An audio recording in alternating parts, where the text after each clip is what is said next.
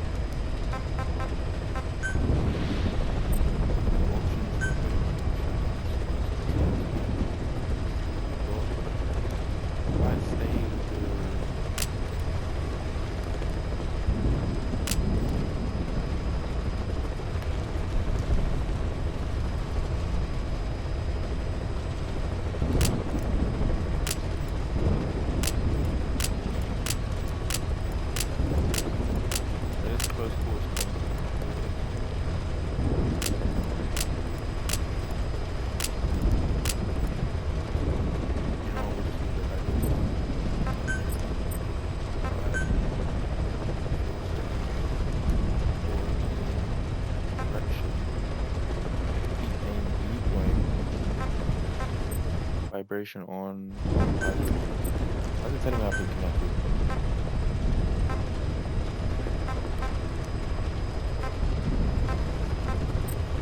Dude, I'm gonna play in first person.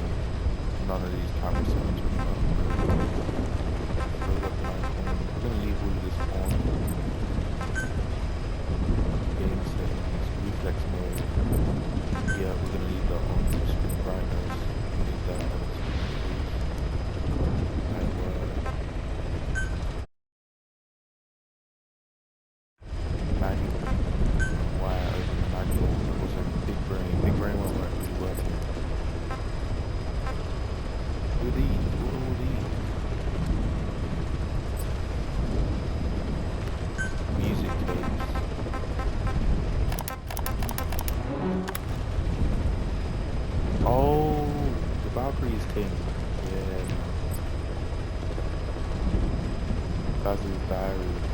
What game is this from? Is this from...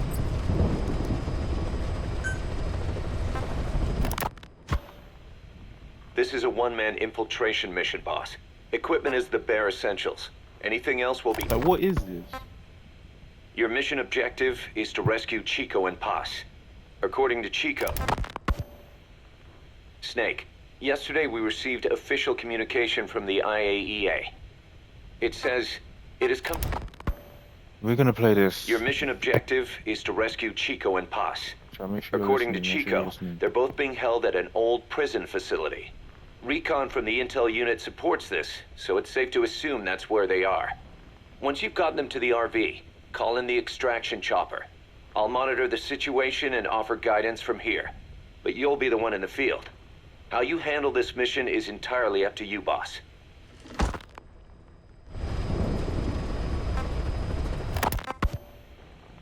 Snake, yesterday we received official communication from the IAEA.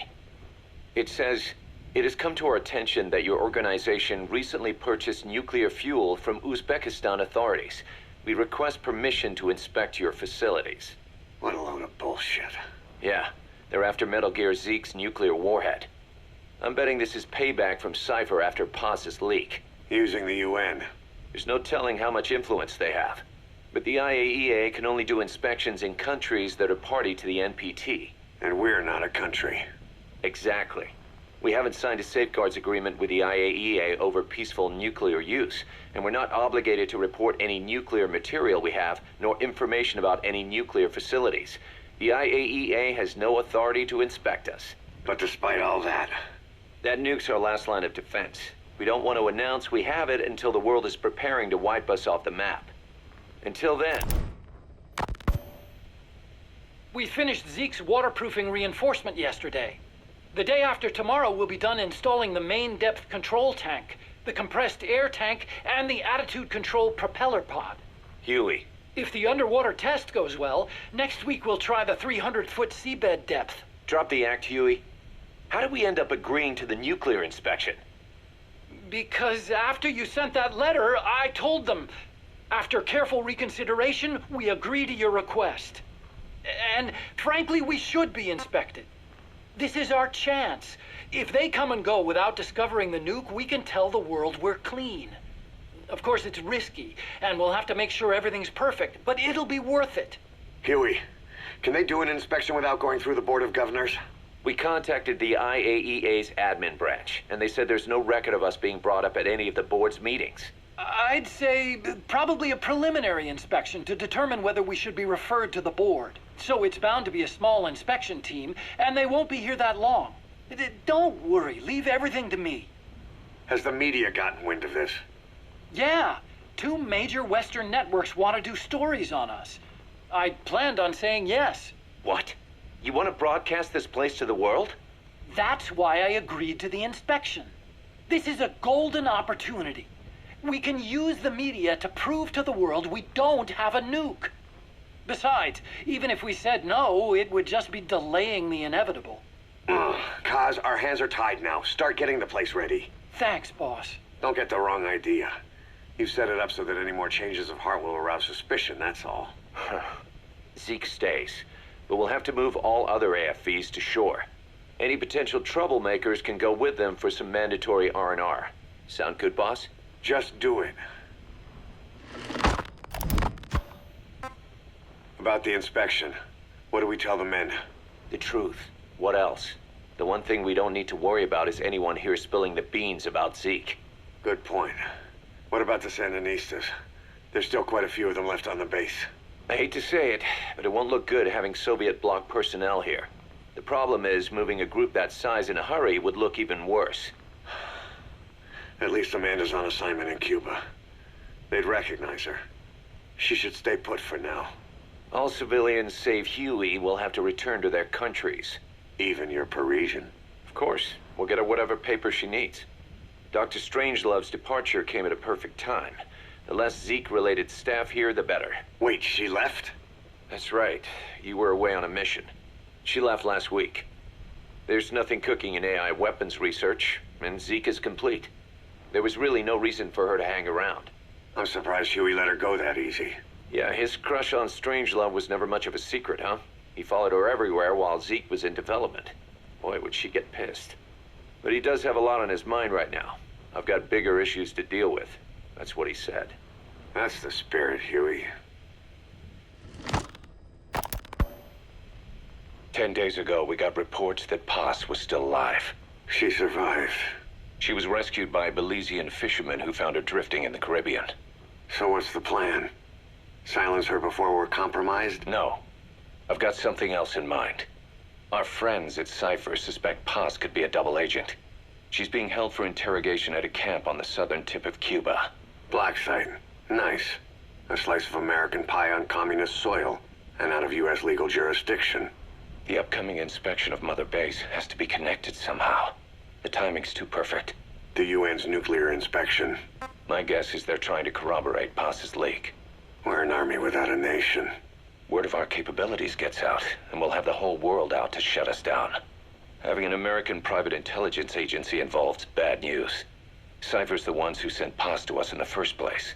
She knows their true nature. Right. Paz is our only link to Cypher. If she's still alive, we need her on our side. If not us, who else is gonna rescue that bitch? When do we do it? The inspection comes first. We'll deal with us afterwards. Do the men know? Word has started to spread. The information came from Cuba through Amanda.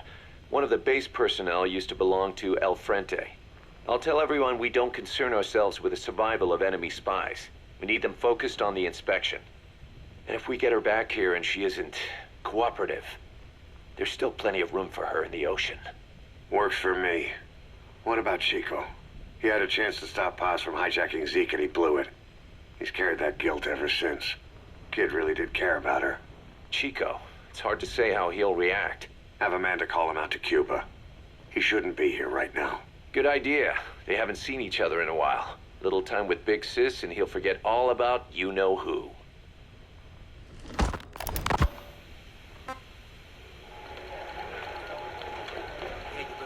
What? Still no sign of Chico? What's going on? It's Amanda in Cuba. Our resupply package arrived, but Chico wasn't with it. Relax, Amanda. I'm sure he's just exploring Havana or something. First time in the big city. Could have gotten carried away. Cos, wait. The boat Chico was on, did it stop anywhere before it got to Havana? Yeah, it had to refuel at Santiago de Cuba. You don't think... Oh, shit. You gotta be kidding me. He does this now? It's 60 miles from Santiago to the prison camp. Chico used to cross the mountains with the older Sandinistas like it was nothing. He'll make that in 3 days. Still, even if he does find his way there... You know how reckless he can be. Chico thinks we've abandoned Paz. That's why he's doing this. We'll start by having the intel detachment in Cuba look for him. We can't let him be captured. There's some cages to the east of a big building. East an old grassy facility. That's where we are. Help me, Snake. It's a setup. We have no choice. Yeah. If Chico talks, he could blow the new cover up. We can't hold off until the inspection's over. When can we be ready? It'll take at least 16 hours to confirm the flight path and prep a bird. The intel unit has started reconning the area. Sounds like I'll have to miss the inspection. Boss, we'll just have to send someone else to get them out. No. I'll go. Yeah. Chico and Paz would only take orders from you anyway. We can't go taking on those Marines at the base head-on. It's gotta be off the radar, and it's gotta be you. Hold down the fort, Cos.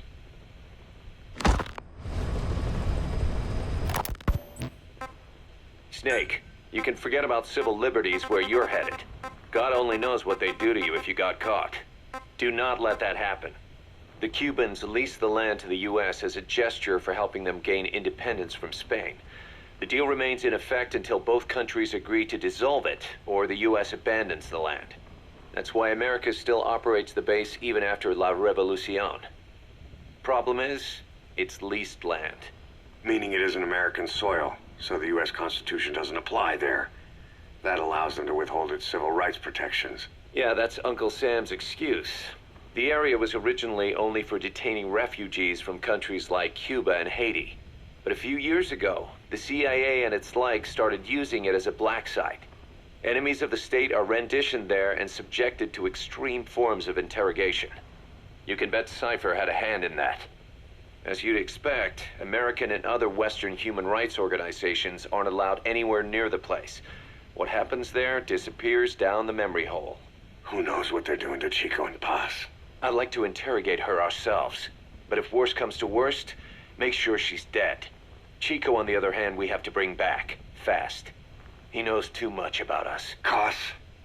The area is surrounded by mines placed by both the U.S. and Cuba, making escape on foot impossible. You're heading into the Lion's Den, Snake. Don't take this one lightly. Come back in one piece. Yeah. Alright, that's the first lot. Now we got Paz's dialogue. Listen to what she's saying. Or he, I don't actually know. I don't know who. I think Paz is a she. Chico, is it Chico? Chico, I think is a he. I don't know actually. You might confuse. Yeah, let's see what Paz's report is saying. I heard about Paz's tapes. Yeah. Why do you think she'd leave him behind? And that diary? Whatever it was, her commitment was wavering. That much is clear. So she was leaving clues to help us. No way to know for sure. And the ocean's not giving her back. November 4th, 1974. At the outskirts of Barranquilla, Colombia. Contact with Big Boss successful. Zadornov posed as my professor, but Big Boss took one look and knew he was KGB. However, he does not seem to suspect me. To him, I am just a peace-loving student, and another victim of the CIA. We asked him to drive the CIA out of Costa Rica. To him, this means betraying his country. His forces are smaller than anticipated. They drift from place to place with nowhere to call home. That provided us an opportunity, so we seized it. Zadornov offered them a plant off the Costa Rican coast to use as a base. As expected, Miller jumped at the chance. Although initially reluctant, Big Boss came around when Zadornov played him the tape. All because the voice on it sounded like his mentor, the boss.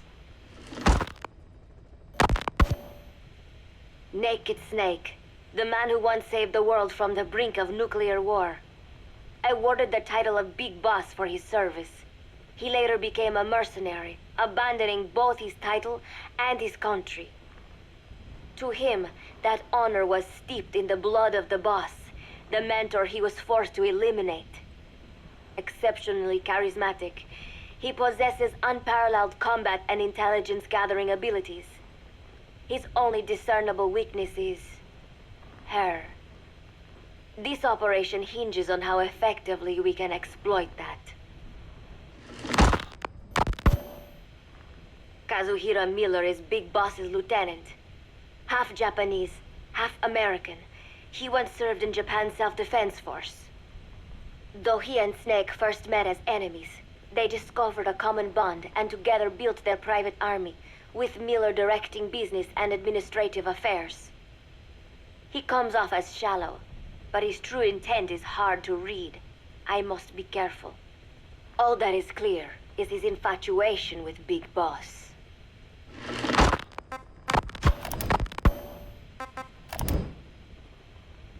I heard about Paz's tapes.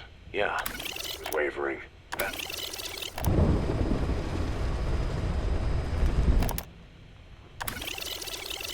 No way to know for sure. And the ocean's not giving her back. November 4th, 1974. At the outskirts of Barranquilla, Colombia. Contact with Big Boss successful. Zadornov posed as my professor, but Big Boss took one look and knew he was KGB. However, he does not seem to suspect me. To him, I am just a peace-loving student, and another victim of the CIA. We asked him to drive the CIA out of Costa Rica. To him, this means betraying his country. His forces are smaller than anticipated. They drift from place to place with nowhere to call home. That provided us an opportunity, so we seized it. Zadornov offered them a plant off the Costa Rican coast to use as a base. As expected, Miller jumped at the chance. Although initially reluctant, Big Boss came around when Zadornov played him the tape. All because the voice on it sounded like his mentor, the boss. Naked Snake, the man who once saved the world from the brink of nuclear war. Awarded the title of Big Boss for his service. He later became a mercenary, abandoning both his title and his country. To him, that honor was steeped in the blood of the boss, the mentor he was forced to eliminate. Exceptionally charismatic, he possesses unparalleled combat and intelligence-gathering abilities. His only discernible weakness is her. This operation hinges on how effectively we can exploit that. Kazuhira Miller is Big Boss's lieutenant. Half Japanese, half American. He once served in Japan's self-defense force. Though he and Snake first met as enemies, they discovered a common bond and together built their private army, with Miller directing business and administrative affairs. He comes off as shallow, but his true intent is hard to read. I must be careful. All that is clear is his infatuation with Big Boss. With East and West fighting over its control, Central America is now the most contested region on Earth. CIA Central American Station Chief Coldman has developed Peace Walker, a fully AI-automated, fail-deadly nuclear launch system with which he aims to reignite the Cold War. Snake's new objective in Costa Rica is to prevent that. Zadornov's, Or should I say, the KGB's plan is to play the two sides against each other, turning the entire region red. Not one of the three parties realize they're all just pawns in Cypher's hands. Cypher watches all. Mother Base has developed rapidly since being established in the Caribbean Sea. They recruit more personnel daily, and already their mercenary services are turning a profit. Big Boss's leadership and charisma, and Miller's business acumen drive this impressive growth. Furthermore, joining forces with a faction of the FSLN has expanded their power even more. They have even commenced their own weapons development program. All is proceeding according to Cypher's will. I could not be more pleased. Snake's pursuit of Peace Walker led him to an AI modeled after the boss's thought patterns. It was incomplete, but, somewhat ironically, making contact with Snake was the necessary finishing touch. Meanwhile, the scientist behind Peace Walker's locomotive control, Huey, defected to Snake's presence, has greatly accelerated weapons development at Mother Base. I failed to anticipate Coldman's madness, but nuclear war was averted. However, this was only after the boss AI on board Peace Walker sank itself to the bottom of the lake, in what could be likened to suicide. The boss laid down her gun, choosing to sing for peace instead, and Snake, himself a gun, parted ways with her. In doing so, he reclaimed the title he once abandoned. He is Big Boss. Zadornov has been detained. Since this leaves my cover identity without a guardian, the Mother Base staff has taken me in. I am now better placed than ever to monitor their internal affairs. Everything continues to unfold according to plan.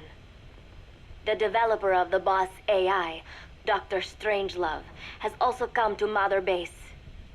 With her and Huey's expertise, they can now develop a weapon capable of matching Peace Walker. Development on the bipedal weapon is now complete. They call it Metal Gear Zeke. It stands there like some sort of mystical guardian. The soldiers gaze on it with pride and reverence. Big Boss has elected to arm it with a nuclear weapon. As an army without a nation, they seem to feel the need for a deterrent against whatever the world might pit against them. It is a dangerous gambit. Why do such a thing? Their nuclear strategy differs from the Americans and the Soviet Union. The superpowers deter attack by revealing their nuclear arsenals to one another. Snake and his men know that if they were to go public with this, the whole world would unite against them. Business would dry up overnight. So they do not plan on revealing the nuke until necessary.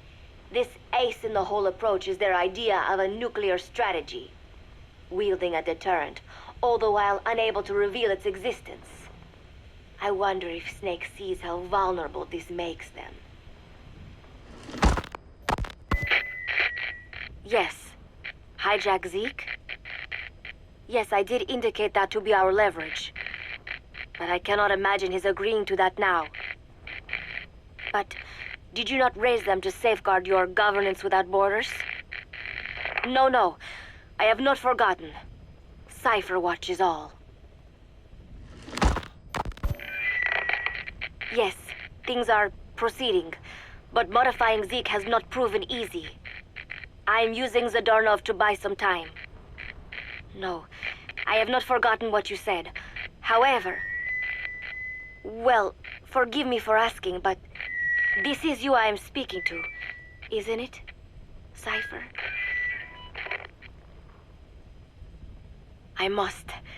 I will fight Big Boss. The world must be ruled by a single will. To defy Cypher is a fate worse than death.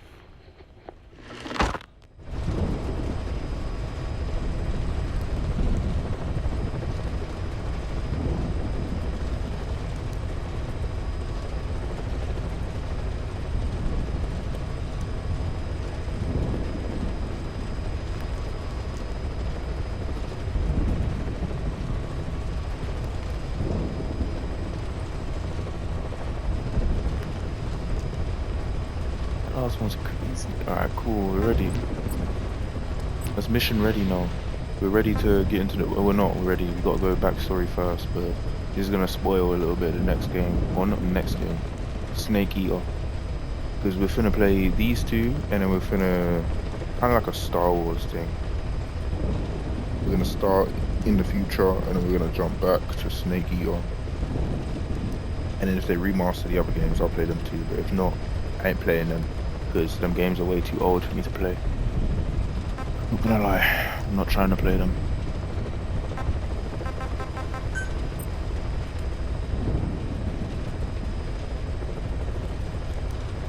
Uploaded, save data can be carried over to Metal Gear Solid 5.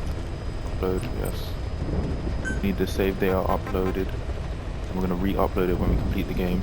But we're gonna watch the backstory real quick. This should be Metal Gear Solid 1, 2, and 3. Which it will slightly spoil 3, but by the time 3 comes out, I would have forgotten about it because I'm going to be playing a lot of games in between that. Mafia, new Mafia being one of them, so that's obviously going to get rid of any of that I know of. I'll probably remember little things here and there, like characters maybe, or characters that run through to this game, but other than that, I don't think I'll really remember much. So we're going to jump at it.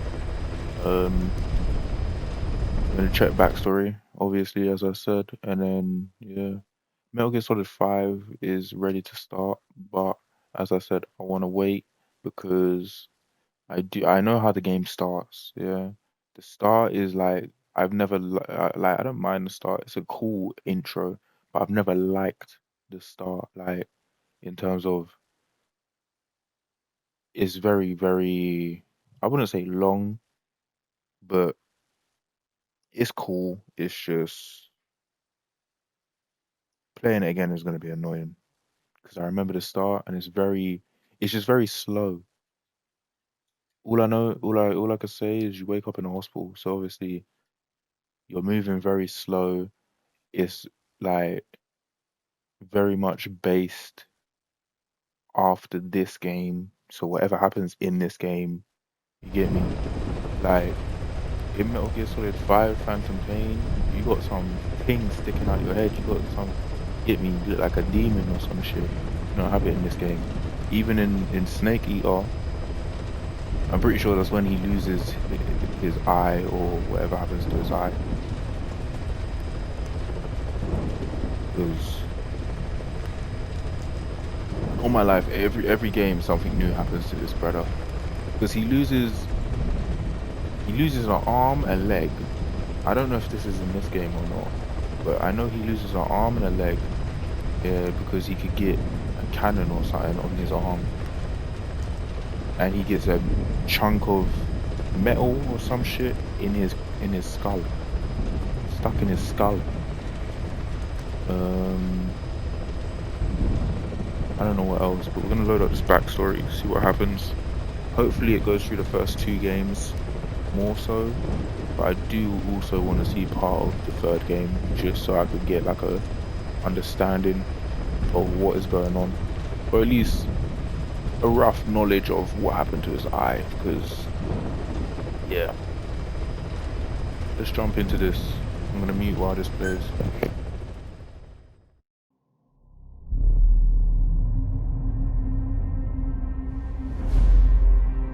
Never mind, I gotta read. Nice. I love reading, you know?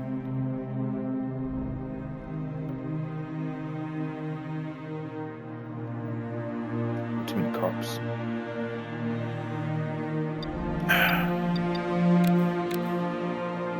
Alright, cool. For us, there is no victory. Snake. See, I'm moving like a snake now. Like this is the only snake that I trust. Like literally. Like this is the only snake that I trust. Any other snake, you can't trust them. This snake, I mean, he might still slap you up, but you get me, you still trust him. Partially. I mean, maybe there's a reason. Maybe not. Actually, maybe I'm talking too soon. There lived a man who was a legend among mercenaries, a man who put together a form of... Yo. This music is distracting me. Stop the music, please. Please, stop the music. Stop the music. I lived a man who was wait, no, but I need the music to add the suspense, you get me? Ready, shot, ready. Lived a man who was a legend among mercenaries. Man who put together yo, on my life, every time I try to say formidable,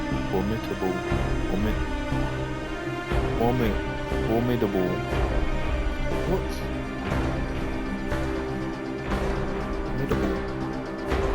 Formidable. Is that really? That must be a word that I've just never needed to spell, so I've just not spelled it. I'm not gonna lie.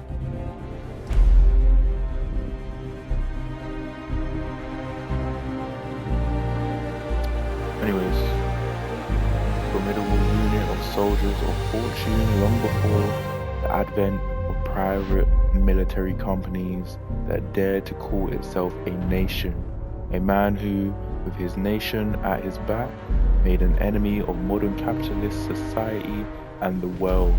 This is his story. Damn.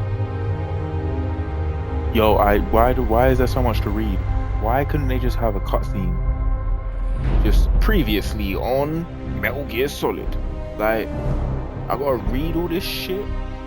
Oh my days. I don't wanna read. We're not mercenaries. We're not a foreign legion. MSFs? Oh, MSFs? Wait, what is MSFs? What do they call it? I need to know the name so I could actually say this shit properly.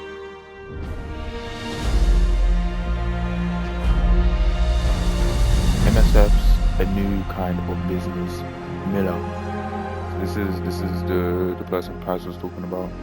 My right hand man. Known by code names such as Snake and later Big Boss, he proved himself as an agent of the US Special Forces Unit Fox, but a certain incident spurred him to part ways with the military. Okay, cool. So this is from the last game, I'm assuming. Even though it's an eye patch, so now I'm a little bit confused. Part ways with the military, and he is said to have roamed the world's war zones as a gun for hire. What? So he was working with the good guys and the bad guys. Just whoever was paying the most. In 1974, Snake and his partner. Oh yeah, he's the half Japanese, half whatever she said he was. Kazuhira Miller. Snake and his partner Kazuhira Miller were running a small mercenary outfit in Colombia when they were visited by a man claiming to be a professor from Costa Rica's University for Peace. According to this professor, there had been several incidents involving a mysterious armed group in Costa Rica, a country without a military of its own. The professor was accompanied by one of his students, a girl named Faz. Paz or Faz? I want to say Paz. But I know her name is most likely Faz. Who had been abducted and assaulted by this group. Obviously, we've already listened to the thing, so we know Faz is a snake. We know she's a pagan. She's a spy. She's working for someone else. Professor was already, we knew the professor was a snake, but the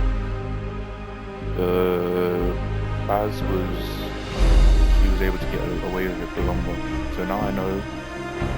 Cool, so I'm assuming this is the third game. Which I'm glad I'm reading through this instead of watching it now, because I'm assuming this is only the third game.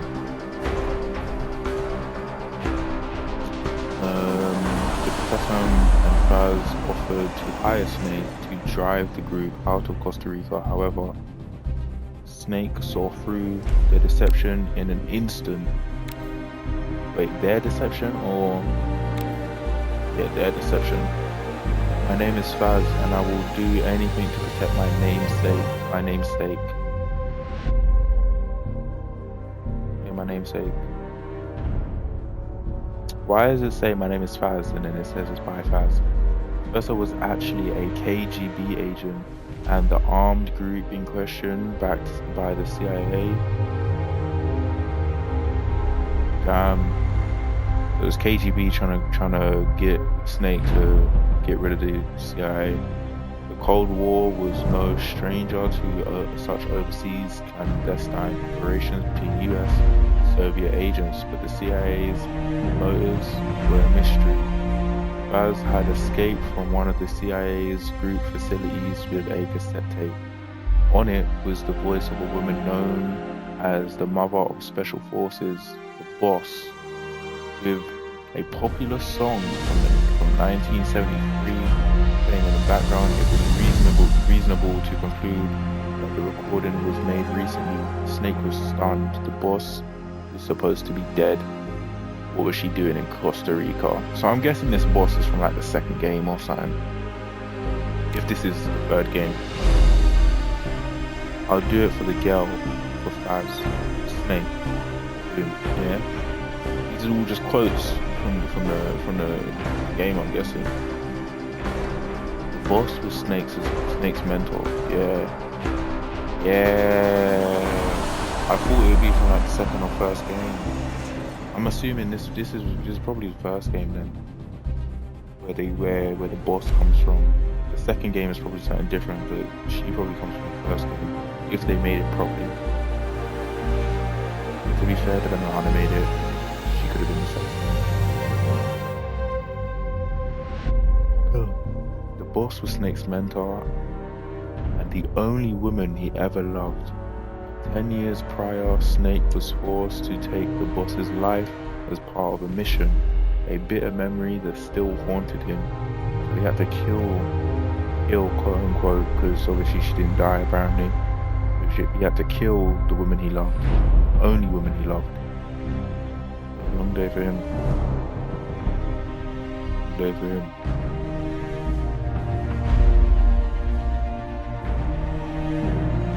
Despite realizing that she simply could not have survived, Snake was unable to turn the Professor down. Yeah, because surely Snake's one of them guys, yeah, that will, like, he will make sure you're dead. He will headshot you maybe twice, maybe 3 times, make sure you're dead, and then he'll move it. Yeah, it's a bit... Once there, he ran into a unit of the Sandinista. Yeah, I said that right the first time. Come on. National Liberation Front that had fled Nicaragua,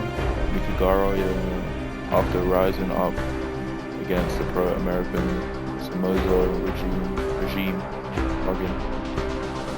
Those rebels had become targets for the CIA group who killed their commandant. Yo, I'm guessing it's commander, no? And left the unit in shambles. Everyone treats me like a child. I couldn't stand. Yo, on my life, why can't I read? I couldn't stand it anymore. Chico.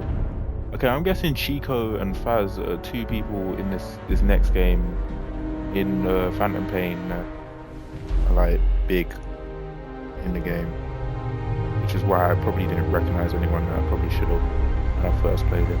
Snake rescued the Sandinistas and invited them back to Mother Base, the new offshore base of operations provided to them by the KGB.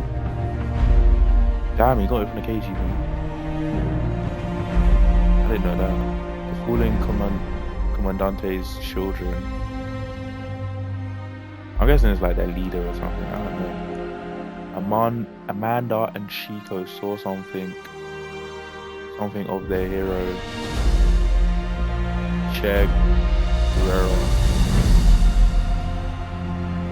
I want to say that's Guevara. Puerto Rico, innit? Costa Rica. Yeah, Costa Rica. Yeah. It's gotta be Che Guevara. I mean Guerrero in Snake, and grew to idolize him. This triggered a rapid extension of Snake's forces. However, he was still no closer to discovering the the CIA was really up to in Costa Rica. It's long, because Faz is gone, and then Chico is gone. But Chico is a girl.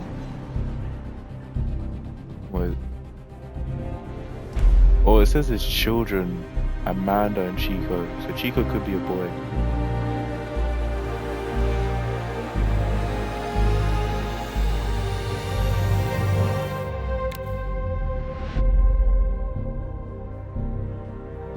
I believe in peace through nuclear deterrence. I mean, I don't agree with that. I hear what he's saying. Obviously, if not even just everyone, but if, like, you know, big powers in the world, big countries have nukes, it's like, you're gonna try to avoid a conflict for real. Because, you know, you get nukes, you're kind of done for. Especially depending on how many they have.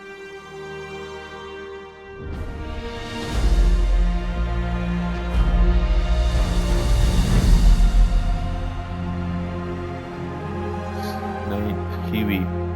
Damn, they got Riley and Huey in here. Snake then encounters Huey, a wheelchair-bound scientist being forced to work for the CIA. Damn, the man said you can't walk, you're staying here, you're working with us. He revealed the CIA's terrifying plot. They were developing a system by which, following radar detection of an enemy's nuclear launch, an AI would analyze all available data and automatically execute a retaliatory nuclear strike at appropriate targets. Although designed to increase the power of nuclear deterrence, Coldman, the CIA's Central American station chief, planned to actually launch a nuke to demonstrate the effectiveness of automated retaliation. This demonstration was only 5 days away. Snake rushed to the development lab to stop the AI from being completed. You've left everything behind, your country, your identity, your past, and your ideals. But there's still one thing you haven't let go of, Miller. I'm guessing it's the girl, innit? The girl's gonna, oh my days, the AI is gonna be his boss. It's gonna be the boss. It's gonna be the thing that he was talking, the only love, the love of his life. And the man must have like extracted her brain or some shit. Let's see. Or he's actually gonna see the boss. Hold up though. Upon infiltrating the lab, Snake was greeted by a voice from the tape, the same voice. By the voice from the tape, the same voice of his lost mentor, but it was in fact the voice of the system's AI. Its developer, Dr. Strangelove, has selected the boss, the so-called greatest soldier who ever lived, as the AI's intellectual model. However, succumbing to personal obsession, Strangelove had deviated from the researcher's original purpose. Not only had she reproduced the boss's voice, she was on the verge of bringing her psyche back to life in AI form, driven by a bizarre kind of love. Yeah, their name's Dr. Strangelove, so it makes sense.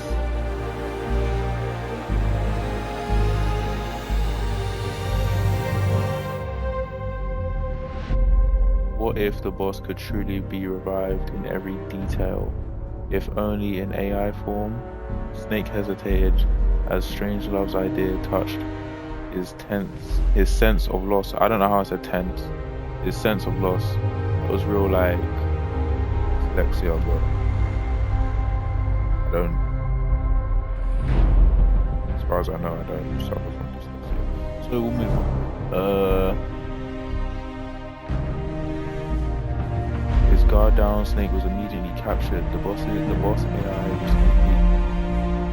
completed a Peace Walker, the nuclear-equipped walking battle tank housing this retaliatory AI system went active.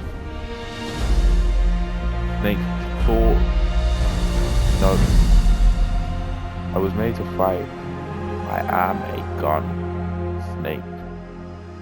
Snake fought in vain as Peace Walker prepared to fire the nuke. In the face of catastrophe, it was ultimately a machine that saved mankind from nuclear annihilation. The boss AI sank Peace Walker to the bottom of Lake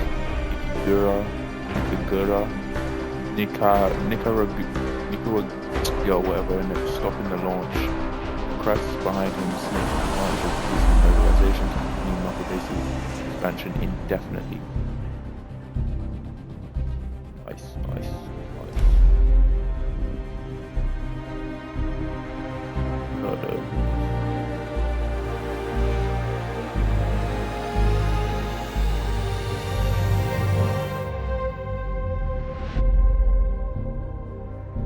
Anyways,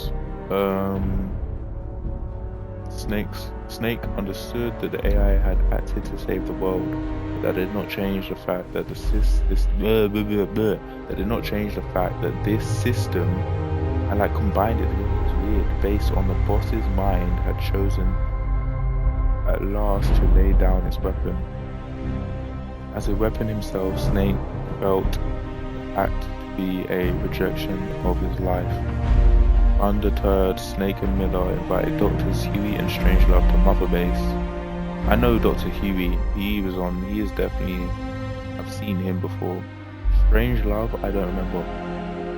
He developed Metal Gear Zeke, a bipedal weapon eventually equipped with a nuclear warhead, suddenly making the unit a nuclear power. This place will no longer be my heaven. Pause.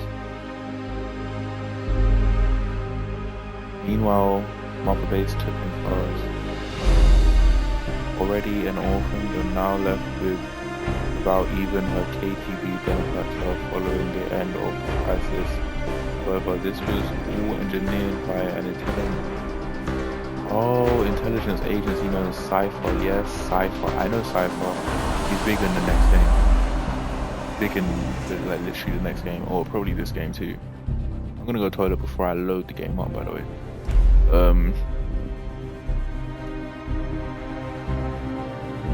Under Cypher's order, it's Cypher and Fox. It's those two.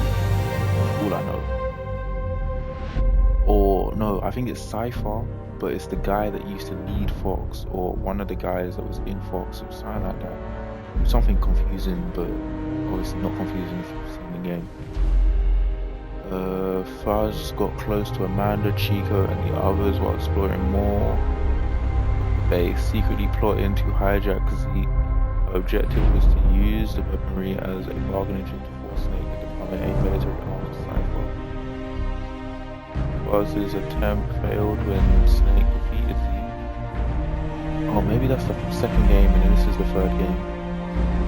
No, this might be the same game. Snake defeated Zeke and she was thrown beneath the waters of the Caribbean. Or the Caribbean, how do you want to say it? Either or. It's not wrong. It was only then the Snake learned Chico had fallen in love with her.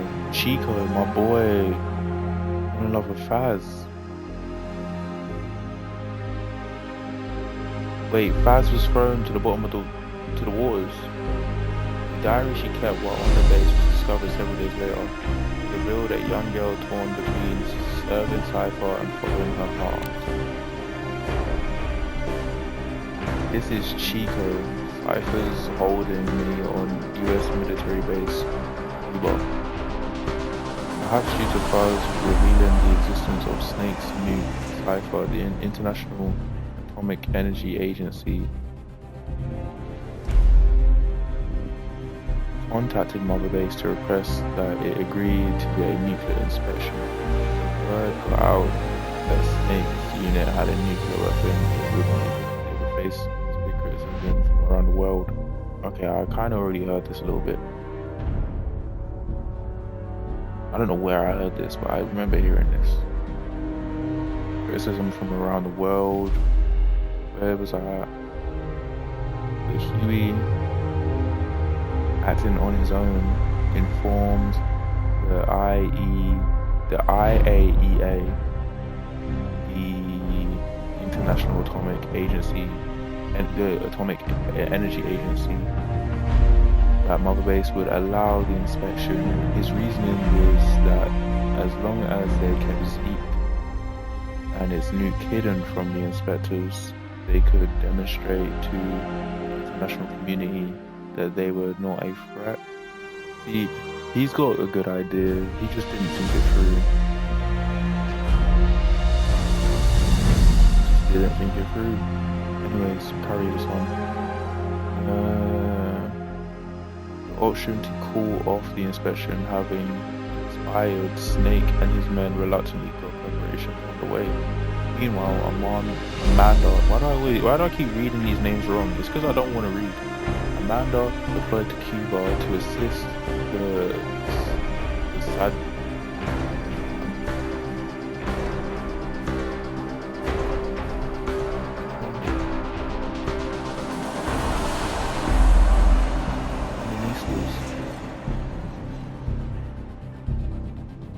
Learned that Faz had survived. Okay, so Faz did get dashed. The timing could not have been worse, suspecting her of turning her back on the organization. Cypher had captured Faz and was interrogating her at a US military base on the southern tip of Cuba. Chico learned of this and set out to save Faz by himself. It was not long before a radio message from Chico reached Mother Base saying he had been captured. The last one.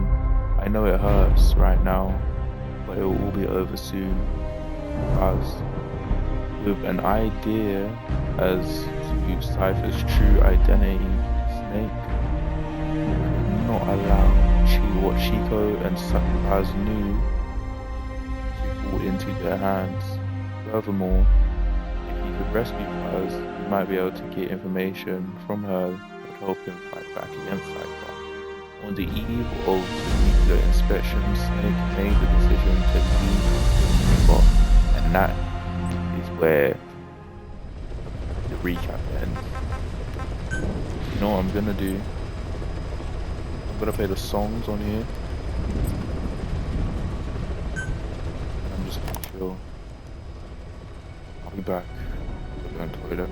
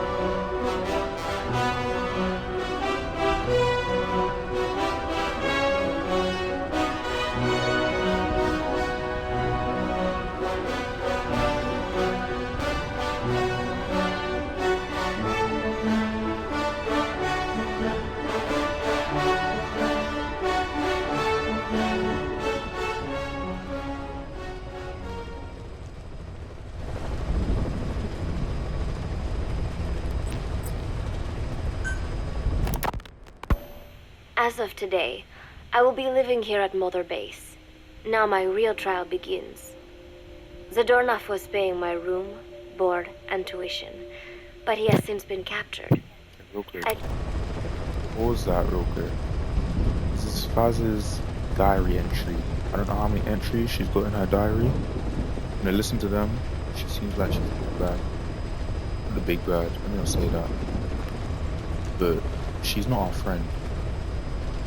You get me? She acted like she was our friend, she's not really our friend. Now we're gonna have to, you get me? You shoot her a little bit. Hopefully not. Hopefully. She loves my man Chico. My brother, that's my brother Chico, you know. Yeah, she loves it. He loves her. You get me? So she can't be betraying us when the love of her life is on our side. He's out there trying to save her. All of this, all of that. He's doing the most. Getting himself captured. All that shit. She's over here just betraying the Mandem. How are you doing that? How are you going to be a part of the Mandem and then betray the Mandem?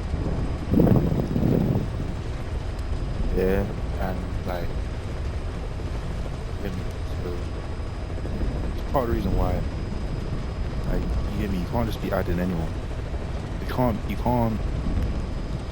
add someone, like, you know, not everyone knows the Mandem standards for each other.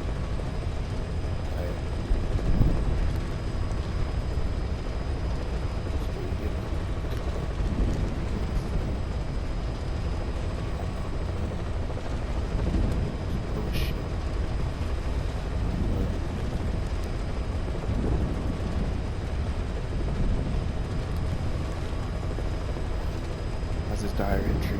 I'm intrigued, I'm not gonna lie, I'm actually mad intrigued, because it's a character I know nothing about, or like I've seen her in the game but not like enough for me to really like, oh yeah, this is like my favorite character, or you know, oh yeah, I know that she's betrayed us before or whatever. Like if she was to, like if this was a game where it was choice based and she was to be like, oh yeah, you trust me, you're gonna let me back in the team, I would have said yeah.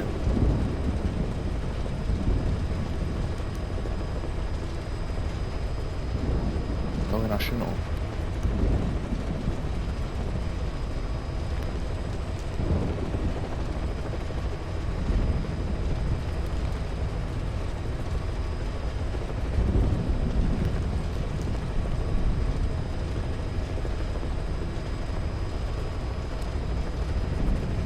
You know, but yeah, let's just listen to this real quick.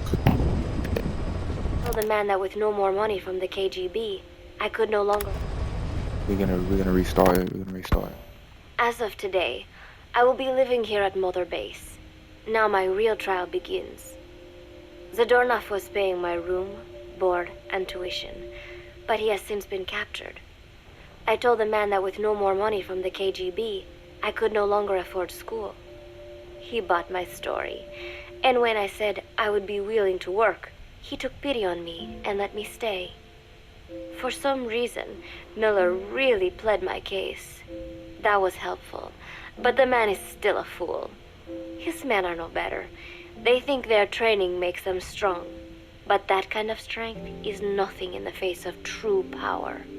And better yet, they wait on me hand and foot, believing I am just a schoolgirl. Looks like I won't be working too hard after all. Just today, while scouting out the living quarters, I saw a group of them in the corner of the deck making a fuss. Going over for a look, I saw they were feeding a kitten. A bunch of grown hard men, and they're the ones acting like schoolgirls. Look, isn't he cute? What is wrong with them? Nah, she's really crashing out over them feeding the cat. I'm not gonna lie, if I'm on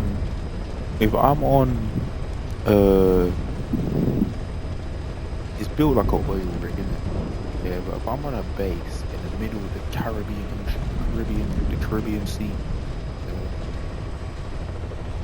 if I'm Pirates of the Caribbean type shit, yeah, if I'm out there yeah, on my one, not even just on my ones, yeah, but all I have is man them, gal them, just soldiers all around me.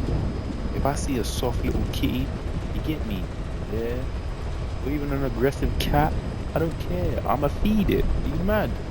I don't even like cats, but I know if I was in their situation, I would feed the cat. Because it's like, all you're used to in that point is training, shooting, shitting and eating. That's all you know. You're stuck there.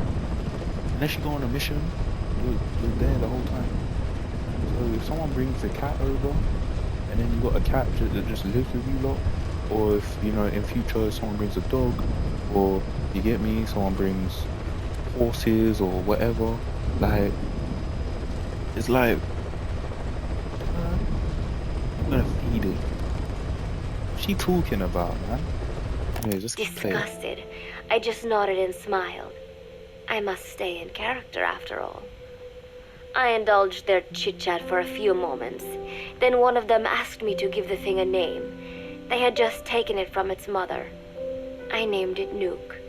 I improvised some nonsense about how our compassion for living things can help prevent wars. The men gave me a little fish. I held it out in my palm and the kitten happily ate it up. What a pathetic, feeble creature. It sickens me. Well, no, you gotta embrace. Today, Chico invited me to go fishing with the soldiers. Nice. I'm glad your love life is going good. Yeah, you go fishing with Chico, cool. My boy. Yeah, you're really hating on the cat. Kitten. Why are you hating on the kitten? What did the kitten ever do to you? Like, seriously. She's hating on the kitten. Why is she hating on the kitten for?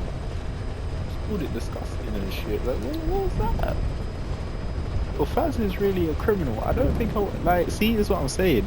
If I played the game and it was choice based off of how it was before, and if I found Faz and it was like, oh yeah, you get to decide whether you stay with her or you kill her. You just let her live, you kill her. Or no, it would be kill her or she joins you. Either or. I would have told her, yeah, come join. Like, I don't see nothing wrong with that. After listening to this, I'd kill her. I'm not gonna lie. And my soldiers, all they know is war. You get me? War, conflict, violence. So if they see a little cat, let them see their little cat. You get me? You see a little cat. I don't know, see a little cat. Hey, I don't like cats. There's violence. On a cat. I'm stuck in a violent war zone. Let's know I'm a pet cat. I have a pet cat. Violence. The cat will see my hand. Some food. Anyone that messes with that cat.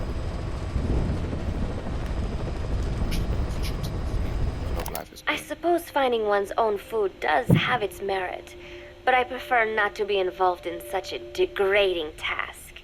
And their prattling on about fishing being fun is nonsense. I'm not here to find playmates. Nevertheless, distasteful as it was, I went along in order to maintain my cover. Chico thrust a fishing pole into my hands, and we went up onto the deck where several soldiers had gathered. They welcomed us warmly. With so few women aboard Mother Base, I'm treated like a princess. No one suspects I am neither a teenager nor a student. It was nice and sunny, with a gentle breeze and waves. As I cast my line and waited for a bite, the soldiers began to ask me all sorts of questions.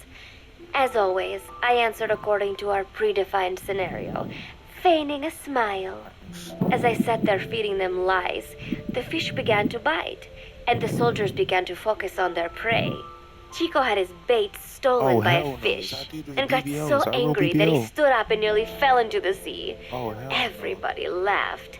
It almost made me want to join in too. At some point, I got a bite myself. The instant after I felt that first gentle tug, The fish yanked the line with astonishing strength, and I let out a cry of surprise. I thought he was going to be huge. It was my first time fishing, and I was a bit flustered, so the soldier beside me helped by supporting the pole from behind. "Reel it in," they shouted. Supporting the pole I from nodded, behind turning you. the handle as fast as I could. I wondered what kind of fish lived below the surface, and thought back to the deep sea dives I had to do as part of training. Those were difficult days, but I remember finding the multicolored fish gliding through the water incredibly soothing. After a hard fight, I pulled it up. To my surprise, it wasn't even half a vara, rather anticlimactic. But I wasn't doing it for fun, so I wasn't the least bit disappointed. Nuke was hovering nearby with an expectant look on his face, so I gave the fish to him. All in all, a thoroughly wasted day. Yo, she really, I hate Preparations her. are coming along She just said nicely. she enjoyed fishing No one and said it was a suspects waste me day. of being the one to let Zadarnov out of his cell. Today, say that. Amanda and I taught Cecile how to make gallo pinto. It is a simple home-cooked dish consisting of black frijoles mixed with arroz. It is well known throughout Central America, not just in Costa Rica. So it is no surprise that a Nika like Amanda would be good at making it. Did you call me? But I was Hold up, no. What did she call me? What did she just call me? But I was raised in the States. Amanda would be good at making it. Costa Rica. So it is no surprise that a Nika like Amanda would be good at making it. No, what did she say? So it is no surprise that a Nika like Amanda would be good at making it. No, But I what did she So it is say? no surprise that a Nika like Amanda would be good at making it. But I was raised in the That's what States she's from a on. very I'm young gonna tell age, her. and could hardly even should just say remember my that. mother's gallo pinto. Pull up. She's Having to black. make chit-chat with that Allow her for that to be- she coolest still bird needs to lover die anyway, and the 'cause so-called revolutionary it's too was negative, man. excruciating. And, clueless or not, I wanted to be especially careful around Cecile, the one who actually recorded that tape. Thankfully, Miller and his I men don't know seemed who to that believe is, but I that's mistook the tape someone on my I found team. for one my friend made. In any case, one can never be too careful. Anyway, the three of us minced garlic and herbs, then cooked them in a pot with frijoles we'd soaked overnight. While waiting for them to cook, we sautéed onions and arroz in a frying pan. Cecile worked the frying pan according to Amanda's directions, but seemed a bit glum. She does have a knack Why does for she cooking, sound though. like- wait, she wait, is wait, wait, wait. French, after all. We added water to the pan. Why does she seem so happy? If everything is a wasted day and she's just there to bullshit us, kill us, do whatever she's trying, why is she so happy? She sounds so happy. I don't get it. Is it my brother Chico? If my brother Chico is already in there, he must already be in the hearts playing with the strings. It's gotta be, because she's mad negative. Every time she talks about doing an activity with Amanda, she's mad happy.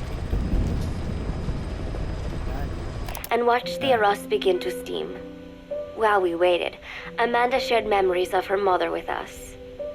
They had been separated because of Somoza, Special but the times. taste of her mother's cooking was still fresh in her mind. When the she frijoles were trusts ready, you. She we is drained the telling you about water, family. She stir-frying trusts them with you. the rest of the vegetables. Quite a complicated process for home cooking. Little stir fry. Nonetheless, it kept them You made a occupied. stir fry. The longer we sat and talked, the greater the chance of my arousing their suspicions. With women, Stir-fried it is ages, not to be enough to fair. just bat your eyelashes and giggle. It takes a lot of effort to divert attention. When the arroz was done cooking, we folded it into the frijoles and added salsa, stirring the mixture as it simmered. At this point, for some reason, the conversation The way it turned to sounds, romance. this food Why does it have to amazing. be I'm that way getting whenever hungry women get thinking together about it. and Is it true? chat? Cecile fancies herself to be Oh my well God, versed in such starving, matters, and gave Amanda all sorts of advice. It was harmless Actually, I wanna enough, be hungry. until, Ice to cream. my irritation, she began pestering me whether there was anybody I liked. Not right now, I said, No. trying to dodge the question. But she pressed on. Bravo. It's Snake, isn't it? What, me? Me? Why would she suggest that she likes me? She just said that everyone thinks that she's a high schooler. Why would she suggest that she likes me? Why?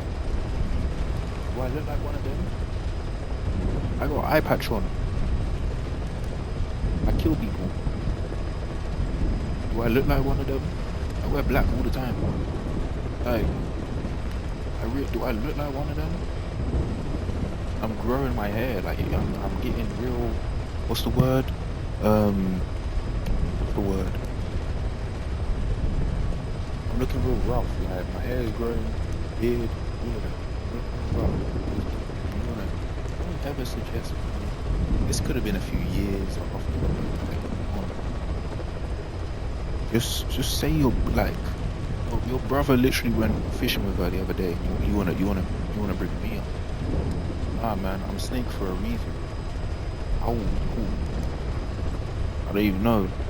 And anything I'm gonna say is just like weird, isn't it?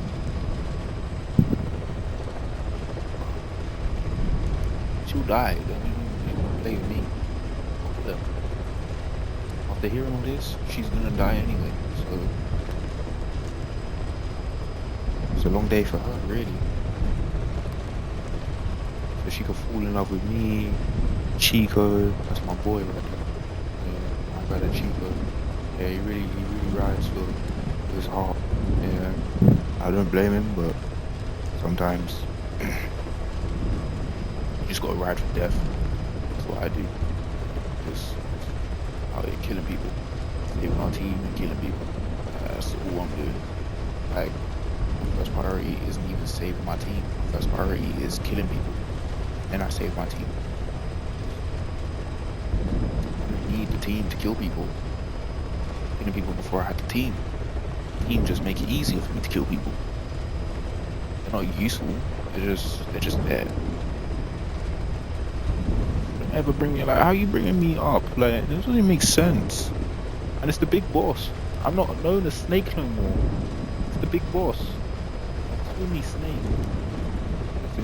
You release the snake. You don't want to see the snake. I got cool big boss because I stopped being a snake. Like, damn. Bitches over here gossiping.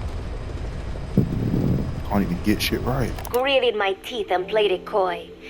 Maybe. Cecile nodded and giggled. He is pretty sexy, isn't he? What a ditz. It's all I can manage to just survive. The thought of romance has never once crossed my mind. I have no interest in that kind of man.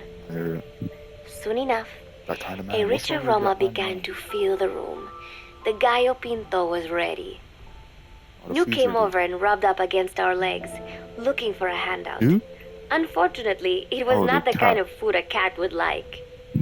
We let a few of the soldiers have a bite, and then headed off to the mess hall. The home-cooked flavor we'd achieved was a big hit with the men of MSF. Not that we are trying to impress them or anything. Even I could manage a dish like that.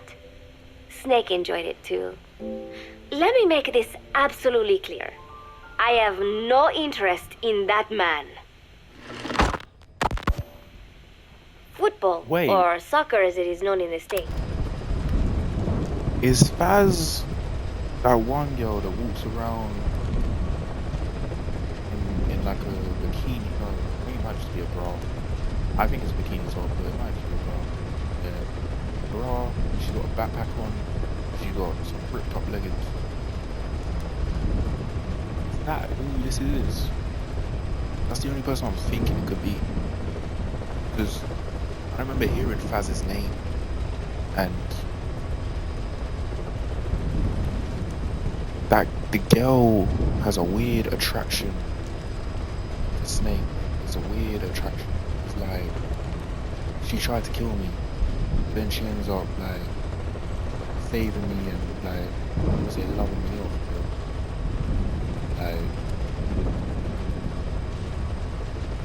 Like she feels like she's part of the team by the end of it.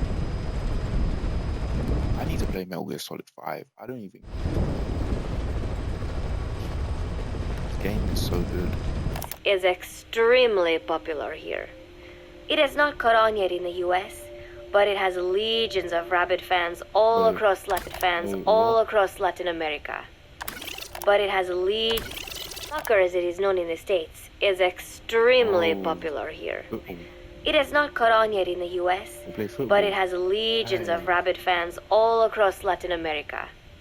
These fans can get so rowdy that it is commonly believed El Salvador and Honduras went to war in 1969 over scuffles in a soccer match. In reality, no way. There's no way. Like, that can't be real information she's giving out. That can't be real. There's no way people actually went to war over football. For a football game. I can see it happening. People get to fights, people, you know, loads of shit happens. But there's no way people went to war. There's no way. I refuse to. Between the two countries were already high. The match was merely one of the sparks that set them off. But these people are so passionate about this sport that the story seems plausible. Predictably, many of the soldiers here are fans. They have apparently divided themselves into Costa Rican and Nicaraguan teams and started playing each other. To play, you need a ball and 2 goals. The R&D team built and set up simple goals on the deck. I had absolutely no interest, but Chico insisted that I come and watch. It was not a proper match by any means. Oh, my brother Chico, you know, he loved her early on. He's not there early on. Took her fishing with him and the boys. He took her to watch a football match. Everyone knows like, you get me, man, they will take their girls to watch the games and all that. Whether they're on the bench or not. If they're on the bench, it's dread. But you get me. So he really wanted her from early. My brother Chico. Too bad you're trying to shut up.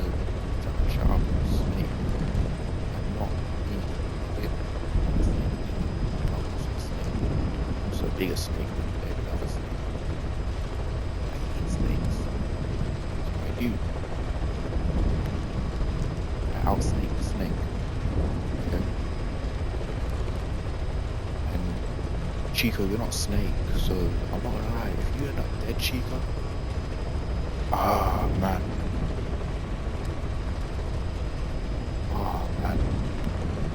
Not Chico, man. Was not even regulation size, but the players and spectators alike got pretty excited. They banged empty cans and shouted cheers through the handmade megaphones. It almost felt like carnival. Huey, the referee, blew a whistle to start the match. The soldiers' training has left them in excellent physical shape, but they lack the honed skills of professionals and their play was quite rough. Midway through, one of the men collided with another. They started shouting at one another, but Huey stepped in. I thought we had forsaken our countries, become one with the earth, he said, quoting Snake. We're not competing for national pride here, and we are not fighting for the good of any one country. This is not a war. Soccer is a peaceful sport, am I right? The soldiers nodded. They know the pain of war, and they share Snake's vision. Perhaps that is why all this resonates with them. Team Costa Rica was down a man, and somehow I was picked to fill in. Costa Rica had the advantage up until that point. I suppose Huey wanted to keep it balanced. The soldiers agreed with Huey's call. Maybe the Costa Rican players felt an even matchup would be more fun too. I could not be bothered to run at first, but chasing the ball out there in the hot sun, I was soon drenched in shit. Every time she talks down on the shit and then she gets into it and she starts talking like, oh yeah, I wasn't gonna chase the ball at first, and then you know what, like chasing it, and I was like, yo, this is actually mad. She was pissing me off. She's actually gonna yo, let me find out if Faz is real. Let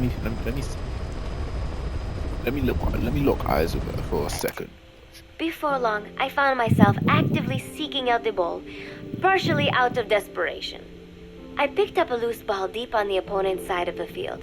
Even though he's Nicaraguan, Chico cheered me on, yelling, "Go for it, shoot!"